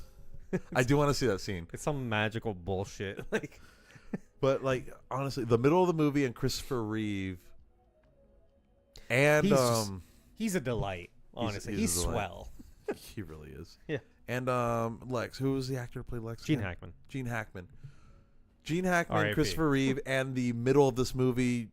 Yeah. Save it. Yeah, 100%. Beginning and end is bad, and the ending's really bad. Yeah, it's abrupt. It's again Deus Ex Machina. Like it's a mess, man. The whole thing. It ends like a Disney Channel original movie. 100%. Like, oh, we're pressed for time. All right, see you guys next week. It's been 2.5 hours. Credits start rolling while the scene's still playing. What do you mean? There's no ending for this movie, dude. Oh man. All right, just music. I'll just say it's Phantom Zone, and here's why. Whoa! But here's why. This movie, the legacy of this movie is better than the movie itself. And like, yeah, but if you put it in the Phantom Zone, that legacy's gone, is it not? Is it? Because it's forgotten. I feel like forever. This is not a movie we've seen a lot. You know, I've seen it Us twice. personally, no, but like this is a movie that is rewatched a lot by people in general. But we are living in the legacy of this movie without having watched the movie. That's like true. You can't escape it. Again, they remade it like 3 times. You know, and I haven't seen James Gunn's Superman. He fucking reuses some of the score. Like, right. I feel like this movie has a chokehold on the character, and I don't know all that much about Superman. For good and for bad. Yeah. I'm not the Superman expert, but I remember reading one time that like even by the 70s, Superman didn't really look all that much like this in the comics, and it was that this movie was already feeling nostalgic about Superman from the 50s. Like from the radio show, from the Fleischer cartoons. Well, it had been comics. like 4 decades. Right. So, I mean, there's nostalgia to be had. Right. And so like the character had already started evolving, and this was kind of reset it back to like that 50s, 40s and 50s era of Superman. The golden age of Superman, right? Yeah. And it's like, I feel like we're constantly living. Golden age is silly. Right. But Always has been. I feel like we're in this constant struggle with Superman and some other characters of like we're just stuck in that era and we cannot evolve. And like, because if you evolve, the fans reject it. well, I don't know. It's just kind of like it's like the underwear. It's like on paper, who would ever want that? We want it because it's nostalgic. Right. And I swear that's the only reason. And I thought, you know, it had been like 10, 15 years of no underwear in the comics, and then they're like, fuck it, put it back on. It's like, why? From what I understand, the purpose of it was intentionally made to make him look silly, so he's not frightening the children or something like that. That's what the new one said. That's what Gunn and That's what Corn Gunn. Sweat said. Oh, that's why they did it. Yeah. I Okay. think the original reason was so it breaks up the colors. Which makes sense too. On paper, that makes sense. Well, again, back in the day, they only had a couple colors. Right. And And like you said, like the underwear on paper, that works. But on screen, it's a little weird. I will say in the new Superman movie, this is the only thing I'll say about it. By the end of the movie, I wasn't really noticing his trunks. Well, it wasn't a factor to me at all. I know, but part of that is because his look is so iconic that you have it memorized. That's like it doesn't look weird to me. You've been that's looking like, at that's Superman. Yeah, you've been looking at pictures of Superman since you were born. Yeah. He's the most famous character of all time. Even though like Superman's never really been my guy, but like he's everyone's guy. He's always been in my life. That's what though. I'm saying. Yeah. So look. Superman is my dad's guy. My dad fucking loves Superman. Yeah? He has a Superman tattoo on his back. That's pretty cool. But Superman's never really been like Spider-Man was my Superman. Yeah. You know? I just think I should get a Spider-Man tattoo. this movie is doing at this point in time, it's 2025 and I haven't seen Superman. It's just doing more harm than good. I just feel like it's constraining the ethos of the mythos of Superman, and like it's like stunting his growth. And like I even thought that like, oh, at least Man of Steel did it a little bit different. No, Man of Steel is a remake of this movie. In a lot of ways, it's just a remake of 1 and 2, right? So yeah. I just feel like, again, and I was in the previews for James Gunn's, I'm like, it feels like we're still holding on. You gotta let go. You gotta let go of this Superman movie, you know. Anyway, that's it for us, you guys. All right, so for cliffhanger here. I did not put it in the Phantom Zone. I You did. Yeah, I did. Okay. Just so we're clear. I think it's time to move past this movie. Whoa. I think Arnaldo hates Superman. as a society, let's get past this. I love Superman. I just want to point out.